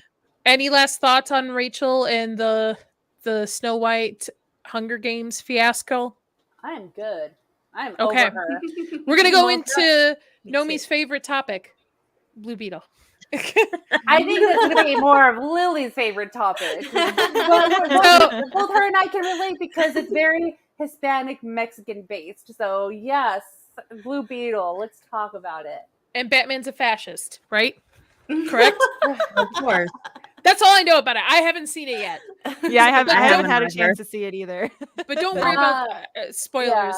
Yeah. I think, I mean, at this point, I think everybody kind of knows the concept of it. Is it a little too late for this movie? Like, if this movie came out 10 years ago, would it be a bigger hit than it is? Little too, because you liked it, Lily, right? Correct, from what I saw. I really enjoyed it. So I wasn't gonna go watch it because I read everything that the director was kind of saying about all kinds of things, and I was like, you know what, I don't know what his movie's gonna be like if he's gonna throw all of this in there. And then with the trailer and that line with Batman's a fascist, I was like, great. So his politics are gonna cross over into the movie. I'm not gonna watch it. But my niece is following in my footsteps, and she has her little celebrity crushes, and she loves Xolo Maridueña. So of course, here we go to the movies. We went to go watch it for her birthday, and my entire family came out and they loved it. We all loved it. And yeah, there are some moments that I was watching it and I was like, oh, that is so cringe. Like, eye roll. Why would they say things like that? There are those moments, but the movie overall was actually really good, and I really liked that they leaned into the family aspect of That's it. what I was going to ask. They had a positive family. It's a very big. It shows off the family as a positive, and there's also a relationship with him and his dad. That's also really important there too, because you know how everyone uplifts mom, but everyone forgets about dad lately. In this movie, they show you the relationship between him and his dad and all the moments that they have together, where the dad is, kind of helping him through this next stage in life where he's got to become like a man, and he's got this responsibility now that he's got these superpowers. So we get to go through all of that with him, and I thought that was really great. And it's so unfortunate the way that they marketed it, because they made it seem like it was going to be super awful, very political, they don't even get into that line about Batman was kind of like, to me, it was a throwaway. Nobody really even reacted in that scene. Nobody even talked about it afterwards. They just threw it in there to throw it in there. So I don't understand why put it in the trailer and turn a whole bunch of people off. Interesting, because I know family is a big thing, similar to like Middle Eastern culture. For what I'm from, family is a big core aspect of Hispanic culture. Like, you don't leave your house till you're married, pretty much similar to like Middle Eastern culture, right? Yes. So I think do you think if they had pushed the family angle in the marketing, that more people would have gone out to see it? I think so. I know that in this time, it's really difficult for families to take their kids and their families out to watch a movie and everything. So because of what we were talking about earlier, you just want a feel good movie that's not going to throw all these random things in your face that you're going to be like, I just want to be entertained. Why are you telling me about all this extra things that I don't care about? And I think if they would have really gone with that and kind of shown like, hey, this is going to be a really good family movie. Everyone needs to come out and watch it. Like, it's going to be a really great experience. You're going to leave the theater feeling really happy about it. And because that's what happened to me. I came out and I was like, oh my gosh, I'm so grateful for my family. Like, it was so funny. I saw my entire family in that movie and I was like, wow, you know what? I'm really grateful to have them and and to be able to watch it with them. So yeah, it was just so weird. I don't understand why they chose to go that way and not in the way where it actually represents the culture and the family. It's so weird. Well, I Mhm. know right now, I read that it's on its track to surpass Shazam. Oh. I mean, that's good. Wow. Yeah. So I really highly suggest if you guys get a chance to go watch it. It's really good, and the effects actually were better than The Flash. I recently saw The Flash. That movie was like awful. No I one was liked lying it. about that one. I liked it. I know. I'm You a like The weirdo. Flash? I didn't like it. What the got only to part I liked about The Flash was the whole thing about him and his mom. That was the only thing. so that really hit home for me because with me recently losing my mom, so anything with a mom this year has really kind of hit home for me. So I liked it. I also like how they explain time travel in that movie. It's the simplest and easiest way to explain time with the spaghetti noodles. So I mean, I know it's not everybody's cup of tea. I'm on the outskirts of this, but I liked it. I don't know. I don't like Ezra Miller. I don't believe in supporting him. I think he's a criminal, you know, he's a bad person. He's a bad egg. He's a bad apple. But yeah, I liked it. But okay. But yes, it's on its way to pass Shazam. Which by the way, Shazam Fury of the Gods, I thought it was cute. Was it the best decent. movie? Yeah, it was pretty cute. Like I watched it because it came on stream and I was like, "Oh, I haven't seen it." I turned it. Same thing with Black Adam. I watched that. Nah, that wasn't that great. Black But Adam, I liked Black Adam. I did too. We're all like backwards. Opposites, right? I didn't like Black Adam because to me, Black Adam was just The Rock. So they just should have called it The Rock, not Black Adam. The Rock. That's fair. Yeah. Yes. Basically. And That's it. fair. Dwayne That's The very Rock fair. Johnson. Yeah. Okay. So who else has seen it? Nomi? I'm going to see it on Tuesday, so I'm just late to the party. So I really can't give my whole takes on it, but I see everybody's reactions to it. I hear the negative things and I hear the positive things from Lily. So I'm like, okay, like I'm going to go in how I went with Barbie. Because everybody lost their mind on Barbie. Like, it sucked. It was awful. And then I heard people like, it was good. So when I went to see Barbie, I was actually in the middle. I didn't hate it, but I also didn't like it. But you text me, you're like, I think you'll like it. Yeah, like, I didn't like it. Yeah, that's what I did. I text you, I was like, I think you'll like it. And I texted Lily's like, yeah, you're going to hate it. You're gonna hate it. It really is knowing your audience. Nobody knows us too well for some reason. I have a very strong love-hate relationship for that. Yeah, because you like Ryan Gosling and movie. Ken. Yeah. Yep. But you hate the patriarchy. I mean, you like the, I don't know. You like the patriarchy. You hate I support you like it. horses. Yeah. You like horses. I will say this. Ken nailed it. That's all I'm gonna say. Ryan Gosling, yeah. Yeah. Oscar for Ryan Gosling. No, for real though. Our first guest, our first male guest, our first 5 male guests have to dress up as a version of Ken. So if you want to be a guest on Dames and Dorks, you have to dress up as Ken. At least the first 5. Wait, Bring I really the want that. Kenergy. Yeah, I was gonna Yes. say that because I want the Kenergy to come here. Energy. You'll be Ken enough You, for I us. will be Barbie. Yeah. I will dress up as Barbie to keep it evened. Yes, Yeah. well, everybody will dress up as a version dress of up as Barbie. Barbie, yeah. And look, Yep. look, ladies, I have pictures of horses back here, so I guess There you go. I was automatically patriarchy. Max I is a didn't fan of the realize it. patriarchy. Hey, no, get those horses down. That's too much patriarchy and too political for the channel. Yes. I have like 3. There's like these 2, and there's one like in the I love middle it. that I have. I don't have but, yeah. Max is for the patriarchy. She's like, I guess letting I the world was for know. the patriarchy, and I didn't even know it. So you know, there's No, what would you guys label me? Because I actually own a horse. So yeah, like, I have a horse. Oh, boy. learning so much I about think you now. we all came out of here. I think we all came out of the movie a little like, wait a second. Yeah. it was definitely an interesting feelings coming out of that. Yeah. Yes. Yeah. Wait, so has everyone here seen Barbie? Yes. Yes. Of course. Have you? I came out of it like I went and saw it and I was kind of in the same boat as Nomi, where I was like, huh. I had to take like 2 hours after that. Like, I sat in the theater long after the credits were over, just like typing in some notes that I had about the movie.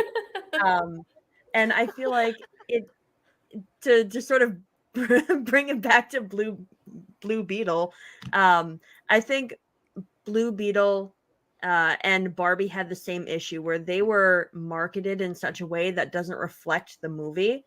And I think that's why Barbie is doing so well, because it was marketed so differently than the movie actually is. Whereas Blue Beetle is suffering because it was also marketed as something very different than what it really is. 100%. Barbie was marketed. Now, I will say the marketing for Barbie was fantastic. It was great. It was very genius. It was everywhere in pink, and it really solidified what at least the pink and everything else about that was very Barbie, and they nailed it on that part. And I haven't thought of Barbie in years. Like, I played with them as kids. I mean, I've got like six sisters, so like we all played with Barbies. We had a ton of Barbies, but I never thought of Barbie until the movie came out. I was like, oh, this is gonna be a fun kind of date night movie. This will be cute to kind of go to. And then more and more stuff came out about it. I will say this: a lot of people complaining the fact that it was not a kids movie. I never picked up in the marketing that this was going to be a kids movie at all. I knew I knew it wasn't going to be a kids movie as soon as they released that clip where the Kens are like, well, I'm going to beat you off. I was like, okay, this is not going to be for kids at all. The thing is, like, the movie wasn't necessarily for, I would say, it's for when we were kids. Yes. Not for kids today. It's for the kids in us, the ones who played with Barbie. The ones who played with Barbies and grew up, basically. Yes. Yep. The ones that are adults. We could do a whole episode on Barbie, to be honest. I would love to. Actually, I would love to do a whole episode. I would be down for that. I'd be down. Me too. Maybe what we'll do is we'll wait for when it hits streaming so that we all can rewatch it again and then and take notes, because I'm not going to theaters to see it again. I am. What? You are? I'm ready. Well, they're releasing it in September in IMAX. Do you think I'm gonna miss Ryan Gosling in IMAX? Okay. We'll talk behind the scenes. Let's talk behind the scenes. Maybe we'll do that. We'll do that. Let's see when it's coming out. Sorry, Chris. I know you're watching. You're gonna have to go again. I think it'd be a better experience if you're going with like your friends and such. I went by myself. I have no friends. I went by myself, and I was literally. I was surrounded by yes, queen, you get it, like all of these like commentary, and it started to really ruin my experience even more because I was like, oh my god, I don't want to hear this. My experience was sweeter because I had mothers and grandmothers and daughters like all together and stuff, and then a couple girlfriends dressed in pink. Well, I don't have. Everybody was dressed up as pink, but it was Friday nights, and it was like either date night or it was all ladies night kind of thing. And I think that's fine, but it seemed very, let's just say, boisterous. By the way, I called it. If you go watch one of the few first salty nerd podcasts I was on, we were talking before it came out. I said this is going to be bigger than Oppenheimer because it's an event movie. By event, I mean it's going to be a girls' night out movie. It's going to be a couples' night out movie. It's going to be like daughters taking their moms out to a movie. It's going to be like an event. They're not going for the movie. They're going to go for the event that they're planning around it. And behold, it took off because it's an event movie. People want to go see it. But yes, maybe we'll all go see it again in September, and then we can all like take our little notes, and then we can argue about it. Because I'm pretty sure I'm the only one. I like the whole movie, not just Ken. Okay, so sorry, Lily. I know you're like, I don't like just Ken. But yeah, I would definitely be down to see Ryan Gosling. Holy cow, the guy can work out. Of course. Yeah, I mean, he can. He's ripped. Damn. I was like, I sincerely hope. Go ahead. Oh, go ahead. No, Go ahead, Max. I was just going to say that there's something wrong with Barbie if she took a look at him and was like, no. No. Yeah, I Yeah. know. Maybe the Latina I Barbie sincerely would be hope I after see you him. like on Halloween. Like, oh yeah. I sincerely think hope we that in lost Max. Halloween. Oh. Uh-oh. Oh, sorry, Max. I thought I'm you were roboting, we were guys. I'm losing you. sorry. It's Yeah. okay. I'm getting the Kenergy no. is coming after me. Just kidding. Oh. It's okay. Max Um, and Nomi, yeah, you're both I'm you're roboting. Sorry, pixel guys. a little bit. Oh. Yeah, I'm Go for it, roboting. Max. I'm sorry. It's okay. I hope guys dress up as Ken for Halloween. That would be hilarious. Yes. I feel like I'm they really will. loving that all the guys are leaning into it, and I'm seeing a lot of Instagram guys doing like their little bits as Ken. Like it's really cool. It's cute. Mhm. I like it. Ken, no love for Rue. Ryu. Right. Ryu. Ryu. I liked Samuel the Infamous here. I changed my avatar, ladies. Is this Ken enough? Yes, it is. Because Yes, it is. Yeah. 100%. Okay. All right. So, any last words on Blue Beetle? We kind of went Blue recommend Beetle it. Barbie. Watch it. Okay, recommend it. Okay. I recommend it. Yeah, go watch it. All right. We're going to go into some sad news. Womp womp womp. Charlie Martinet. Did I say that right? Help me out, Nomi. Thank you, Nomi. Martinet, yeah. Oh my gosh, Nadia's gonna turn into our Gary. Hey,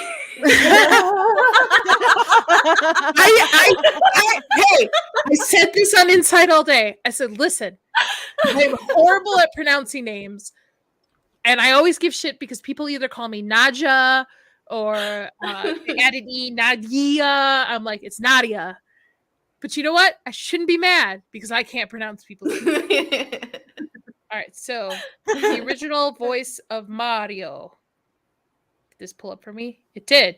Yay! Look at my one notification. Whoa. So I thought this was a very classy way of retiring somebody from a character. I thought that the Nintendo did great, saying that even though he's going to be stepping back from being Mario or the original voice, he's going to still be an ambassador of Mario. And I thought this was a really cool and very, very classy way of doing this for him. Thoughts? I don't want him to leave. Well, nobody wants him to leave. Yeah. No, I agree. It was a very classy way. Nice send off and still just like being super respectful and not just like a hard out, you know. It's still like he's still gonna be around, he's still gonna be an ambassador, and you know, I'm sure he'll still go to like conventions and meet people and stuff, but you know, he's just moving on into a different role. Yeah. So I thought it was really nice. And I believe the actress who did the original Sailor Moon, the Japanese actress who did the original Sailor Moon voice too, as well as retiring from after Sailor Moon Cosmos comes out too, as well. Am I the only anime nerd here on this other than Mags? Oh no, I love anime. Okay, good. All right. Sailor Moon. Sailor Moon. Sure. Oh, well, I'll dress up as Sailor Scouts one day. We'll definitely have to plan our Halloween shows. I think we should dress up for both of them. Yes. So. Yes. Oh yeah. Yes. I love Sailor Moon. I have all the original Japanese manga back in the day. Yeah. Yep. All right. I think that's the only anime I ever watched. Really? That's a good one. Yeah. That's a good one. That's a good one. There's also Fushigi Yugi, which is another one I watched as a kid, which I shouldn't have seen as a kid at all. Not at all. It's definitely made for adults. Okay, cool. Well, that was lackluster, but good luck to Mr. Charles. I wish him the best. It was. Everybody was like, it's really sad. Oh, yes. Well, because we don't want him to go. Yeah. Hey, Mario. Yeah, like At this point, it's like, what else can you say? I Just like know. other than reminiscing Bon about voyage. like I hope how we he first were introduced. enjoys his retirement. Yes. Speaking of which, And for me, my internet was killing it, so I couldn't say anything at all. Oh no. you're There it fine. goes. Okay. It's okay, Meg. You're surviving a hurricane, so we're good. I don't know why. There's nothing up here. I think it's just it must be interfering with something else further south or whatever. I don't know. But yeah, it's sad about Charles Martinet. But you know, I hope he gave us our childhoods, and that's a blessing. Yes. That's something that definitely. someone with his caliber. Oh no, did we lose her? It's with something there's- with his caliber. He gave us that joy. He gave us our childhoods. He gave us that life. So Yeah. that he's Yeah. retiring. That way he can just relax. But he can now speak to all of these engagements and conventions and everything. And he deserves being able to relax. I So. know, yeah. He deserves the There's- retirement. you know, yeah. there's nothing you can I get. You can get more I than think I that. saw somebody that was like trolling on Twitter and said that just to make everyone angry, they should make Chris Pratt the official voice of Mario. No! I would be all for it then. I love Oh, Chris Pratt. No. By the way, speaking about Mario, if you're interested, Inside All Day podcast, shameless plug. Last video dropped was on the Super Mario Bros. movie, which my husband dressed up as Mario himself. So go check that out. It's somewhere on the channel. So shameless plug. But yes, I agree. It is sad, but at the same time, I'm glad they did it this way instead of just recasting him and just kicking him to the curb like a lot of other companies would do, and that they have given him, in a sense, an easy retirement. Yes. Yeah. That Yes. was very classy of them. Nintendo keeps on killing it with just being great. Yes. Make Nintendo great. Disney, come on. Yeah, take come on, notes. Disney. Take notes. All right. I know we are almost out of time. What's the last topic you guys want to talk about? Rebel Moon or Dune? Dune. Probably Yeah. Dune. I think we can save Rebel Moon for Yeah, because it's another not. time. Yeah. Okay. So Dune has been pushed back to 2024. Wah, wah, wah. Cue the tears and despair. Timothy Chalamet gonna be bald. I'm gonna not see him this year. Just kidding. So I did not see the first movie because when it was announced, I wanted to read the book first, and the book is like this big. So I just never got around to seeing the movie. And then everybody told me that if you're not going to see the movie in IMAX, don't even bother. So I was hoping with the second one coming out that they would re-release the first one to theaters, which would be smart. By the way, AMC, it would be smart to re-release it, make your money, so that those of us who missed it in the first time around would go see it. Now they have pushed back part 2, which I believe it's not a part 2, it's just a continuance of the story, right? It's not like a true like sequel. It is a part 2, but it's not a sequel. It's just a continuance of one big story. Yeah. That they're pushing it back to 2024. So I think it's because of the writer's strike. Do you think because I know why. It's coming back to me now. I learned this on Salty Nerd. It's because Warner Brothers wanted to use Zendaya's social media because she's out of all of the actors on this movie, she's like 71% of like the amount of what her social media equals to all of them is 71% of it. Yeah. And they wanted to engage with the younger generation, but because of the strike, because of everything going on, she can't post about it. Yeah. So take it away, Nomi. You know better than me. Before the strike happened, I was on a Roman of the Empire stream a few months back, and we talked about it. Like, well, we're excited for Dune, the first trailer release for the second part. We're all excited about it, and I came in as like, I know that WB is going to play it well because Zendaya is in it, and not only Zendaya, Florence Pugh. You're going to get all the white girls who choke on Starbucks rushing to the theater so they can watch it. And my sister being one of them. And also me too, because Zendaya and Florence Pugh are the idols. Like, they're the ones who are leading the trends, leading the fashion industry. And they're basically the it girls. They're not controversial. They keep to maybe the Florence Pugh a little bit, but Zendaya's non-controversial. She has a great following. She's dating Tom Holland. So yeah, they're going to follow her because she has more of a role in the second part than she did in the first part. She was in it for 5 minutes. And that's why I think it's like a good play. And yeah, like them pushing it to next year, it can be based on the writer strike. But personally, me, I think it is a great play, because why would they want to release Dune and have it compete to Barbie, that's already a huge success, that's already overpassed Super Mario Brothers, that was the first billion-dollar movie of the year. Now Barbie overpassed it with Super Mario Brothers. So Dune, I'd be like, you know what? I want to make $1 billion too, but I have 2 movies I need to compete to. I'm going to push it to next year. Well, also too, they were competing with the IMAX, and if anybody forgot, that movie is still coming out. And now they don't have to compete with it. The Marvels can take the IMAX theaters, and now when they release in 2024, they can dominate with it. Also, what I believe too is that with the first one, she's in it for like a scene or two, from my understanding, but Warner Brothers social media then as well, and she's really popular. She's on that show on HBO that I can't remember the name of, that I really enjoyed. What was it? Euphoria. Thank you, Euphoria. Yes. And I like her, but I was blown away by the fact that how many followers does she have on Instagram? Anybody a lot. know? I think like let me look real quick. Because I got it right here ready to go. Kind of, not really. Give me a second. 184 million. Yikes. Wow. Let's compare that to Florence Pugh.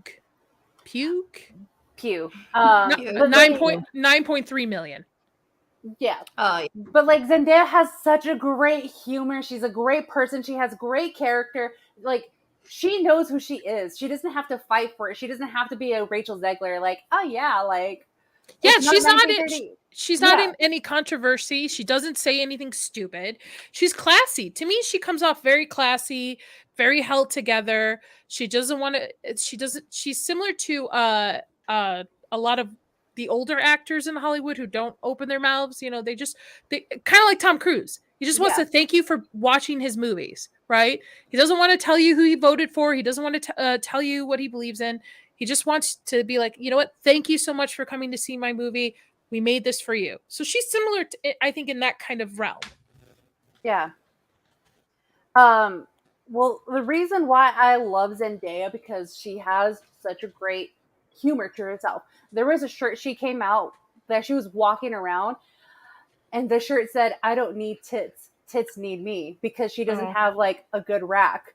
So I'm like, she's taking her own joke. She's taking whatever she doesn't have and she's making fun of herself. So I'm like, okay, if you don't laugh at yourself in life, you're not really living. So that's why I love Zendaya, because she has that respect about herself. I mean, I can give her some if she needs some. I have too much. I'd be willing to. My back would thank me. Yeah, no, my back too. My back hurts. Yeah. I mean, the book is great. I recommend Dune. It's a great book. And I heard that, and the first one was fan favored, right? Because it followed the book so closely. Mm-hmm. I actually think they should have followed it even more. I think what messed up the first movie was that during that time, everyone was going off about, oh no, we have too many strong female characters. We need to like pull it back a little bit. I think they did that in Dune too much, because what's her name? Jessica in the books is actually much more of a badass than they showed her in the movie. And that's so unfortunate, because it's actually written that way by the author, and they pulled back on it. So when I read the book, I was like, why would you do this? This is your chance to like show all of the things that she can do, and no one's gonna be like, oh, well, they just wrote her as like a strong, independent woman and blah blah blah. No, like literally, she is. So I don't know, but it was a good movie. I enjoyed it. I really liked it too. I was looking forward to part 2. So. Well, I think Nomi has a good point too. I think Warner Brothers should take advantage of the fact that pushing this movie, because Barbie, I don't think they thought Barbie was going to be as successful as it was. So take the win and then move that, because this is automatically going to be a win for them in 2024. That too, and they didn't do a good job with the DC movies this year. So I think they're going to take the L this year and just wait until, next year's my year. That's what they're going to do. What about you, Rachel? Are you excited for Dune? Have you seen the first one? Have you read the books? I know you're a nerd like that, so let's... Unfortunately, I haven't read the book yet. I just, with school and everything, I just haven't had time to read much of anything. I'm just so bogged down in like journal articles and scholarly writing and academic crap. Just haven't had time to read. That's perfectly fine. Yeah. But I did see the first movie. I enjoyed it. I didn't walk out saying like, oh, I love it. I'm really inspired to read the book, but I have been told many times that I should. And I would like to read through the book before going to see part 2. In a way, I'm kind of glad it got pushed back, just because that gives me more time to just sort of watch whatever goodness knows what this year. Some good stuff, some really bad stuff, some very bad stuff. And also gives me some time to just be like, you know what? I just want to rewatch something I enjoy, like part 1, and then go into part 2 next year. They also make them into comic books, by the way. That if that's easier for people too out there if they want to read it. I know the book is very, very big, and there's multiple books, but it's like very thick. You have to really pay attention to the story in the book. To me, it feels very similar to Game of Thrones, where you have to like reference people back and forth. It's a lot. So if I had known there was comics, I probably would have gone the comic book route. Because I'm a child and I need visual stuff in front of me when I'm reading things. So yes. But all right, it looks like we lost Bags, and I don't know if she'll be able to do an outro. She said that StreamYard's kicked her off because of the internet connection. So I'm not sure if she'll come back or not. Okay. Well, we're gonna wrap it up. I want to give the lovely panel that we do have a chance to tell where everybody can find you. So Lily, and what's going on next? Where are you going to be next? So Lily, go ahead. You up first. I know, I put you on the spot. So actually, tomorrow I'm going to be with Nomi. Are you going to be there tomorrow? Yeah. I'll be there tomorrow. Okay. We're going to be doing... we're going to be streaming tomorrow, Friday night, and that is on Ryan's channel. Oh, Legion Gamers. Legion Gamers. Yes. Yeah. So we're going to be doing that. We're also going to kind of be wrapping up everything that's been going on during the week. So we're going to be streaming there. And then again on his channel on Monday, we're actually doing an entire review of Game of Thrones. So if you guys want to revisit all of that, and we're going to actually get ready for season 2 of House of the Dragon. Hopefully we'll get it soon, and we'll finish with our review by the time they start up again. So if you want to come in and go ahead and complain with us as the quality starts to get worse, you guys are all more than welcome. And then on Twitter too. I might take you up on that. You know how I have that Henry Cavill shirt? I have a Damien Targaryen one. So I love it.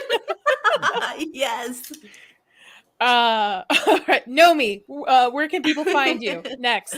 What do you got going on? What I got going on, I will be hanging out with Lily tomorrow, Friday Night Royal Rumble with Legion Games tomorrow. We'll tweet about it, so you can follow us on the link that's shared. And then after Friday Night Royal Rumble, I will be on Abyssal Musings with Samuel the Infamous and Larry Knight. And that's what I have going on for the rest of the week. And then Monday, back with Lily doing Game of Thrones talk. And then you'll be seeing more content coming out of my YouTube channel. I I'll share a little bit to everyone. I won a contest on Instagram today, and it's like a spa day. I get a haircut, color, trim, and I get a fine line tattoo as well. So I'm like, okay, so I'm gonna be making a video on how I won an Instagram contest and I get a tattoo out of it. Very Nice. cool. Yeah. I'm jealous. Oh, well, no, I'm not jealous. I'm envious. I'm very happy for you. You deserve it. You deserve a day to just relax and enjoy Yeah. That yourself. sounds fun. Dr. Rachel, what do you have going on? Where can people find you? Are you on anything else? Tell the world. Yeah. Cool. So I have my own channel called Adeline Crafting. I think they're dropping links like crazy in the chat. Thank you for that. But it's my art channel. I show how I make a variety of things, different kinds of paintings, weapons, swords, cosplay stuff, a whole lot of fun. I'm currently working on an art commission. So for any of you video game nerds out there, I'm doing one based on Metroid Prime. That's So dope. I'm actually making my friend has this Lazy Susan entirely made out of wood, really old-fashioned one, and I'm basically had to sand it, restain it, and now I'm painting it Metroid themed. So it's coming out really good. That video will be out next week on the channel. Otherwise, you can find me on social media, Sauron Cosplay on Instagram, Twitter. I post a lot of shit on Twitter and all of my art stuff. I usually post my progress pictures and cosplay stuff on Instagram. But you can also find me a lot on Hollywood Scholars channel. We do some review stuff. He does some gaming over there. And I'm currently working on a video for that channel all about Dobby, the house elf. I'm in. I am the resident Harry Potter nerd in that sphere. So I know way too much Harry Potter. So I am working on a video all about Dobby from the books. Dr. Rachel, you are now you're my new best friend. You're my new best friend. I have Hogwarts, the actual castle, tattooed on my back. I wish I could show you around my room. I have like every Harry Potter Lego set. Oh my god, I have wands behind me. I have what else? I should show you this. Where is it? I think we're gonna have to do like special episodes where we're just covering one topic because I love Harry Potter too.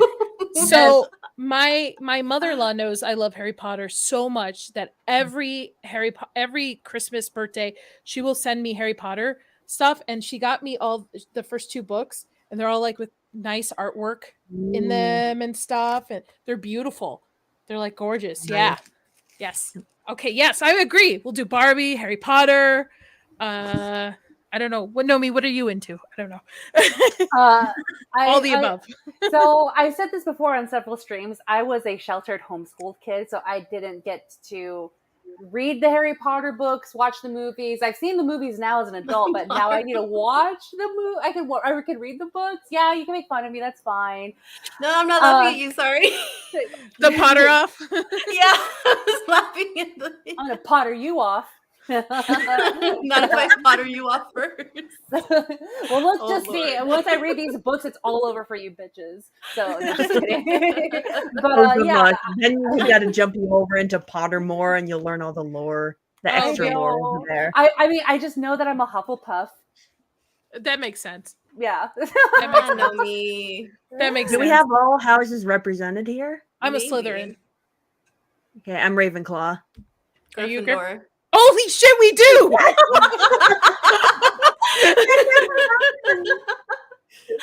Lily, I'm surprised.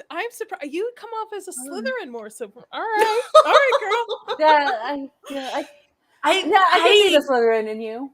Don't worry. Yeah. This is Hufflepuff. Know me. Hufflepuff I'm a little forever. bit of everyone. Like, I'm a little bit of everybody, but Gryffindor's my thing. Let me tell you, when I was unemployed during Hogwarts Legacy came out, and I killed everything I could. I went to go learn the the cursed spells, and I was just like pew pew pew pew. I was like, let me get as dark as I can. Anyway, I hated the stupid things where they would send you and they'd be like, oh, you have to like cast the spell to make yourself disappear in like surprise them. I was like, no, I like to just No. fly in and start blasting everybody. What do you Oh, mean? you're not a Gryffindor. You're a I'm a Slytherin. Gryffindor. I don't believe you. You need to retake this test, okay? You need I to did retake the this. original Pottermore test. She put me in Gryffindor. I don't believe it. All right. As for me, you can find me on Salty Nerd Podcast live streams almost every Tuesday, unless I have a guest in house. And I am player one for the Inside All Day podcast, which this is broadcasting from. We drop 2 episodes per month right now. Our next one will be on the Mission Impossible series because I finally watched all of them. My husband and I will also be appearing on JT Gunn's show, Late Night with Cap, this coming Wednesday. So just follow my socials. You'll find all the links for that. Everyone's socials is linked in the description, including Mags. I know she's in the chat right now, and she's definitely Gryffindor, as she says. I know for sure. All right. Her description is in there. I'm sorry that she couldn't be here to give you, but you can follow her on all her social medias too, is to see where she's going to be next. I want to thank everyone who participated in our chat today, and to the panel and to our mods. Don't forget to hit that like button and subscribe. Thank you, Lofty. Yes, thank you, Lofty. Like, I'm probably gonna go watch that 5 or 6 more times. Of course. All of us have been waiting to post that on our socials for a while. Oh, Yes. So make sure you subscribe so you get notifications for future episodes. We will drop every 2 weeks. So until then, everybody enjoy, right? Thank you, everyone. Thank you. It was nice. Bye. Thank you, everyone, Bye, for being everybody. here. Bye.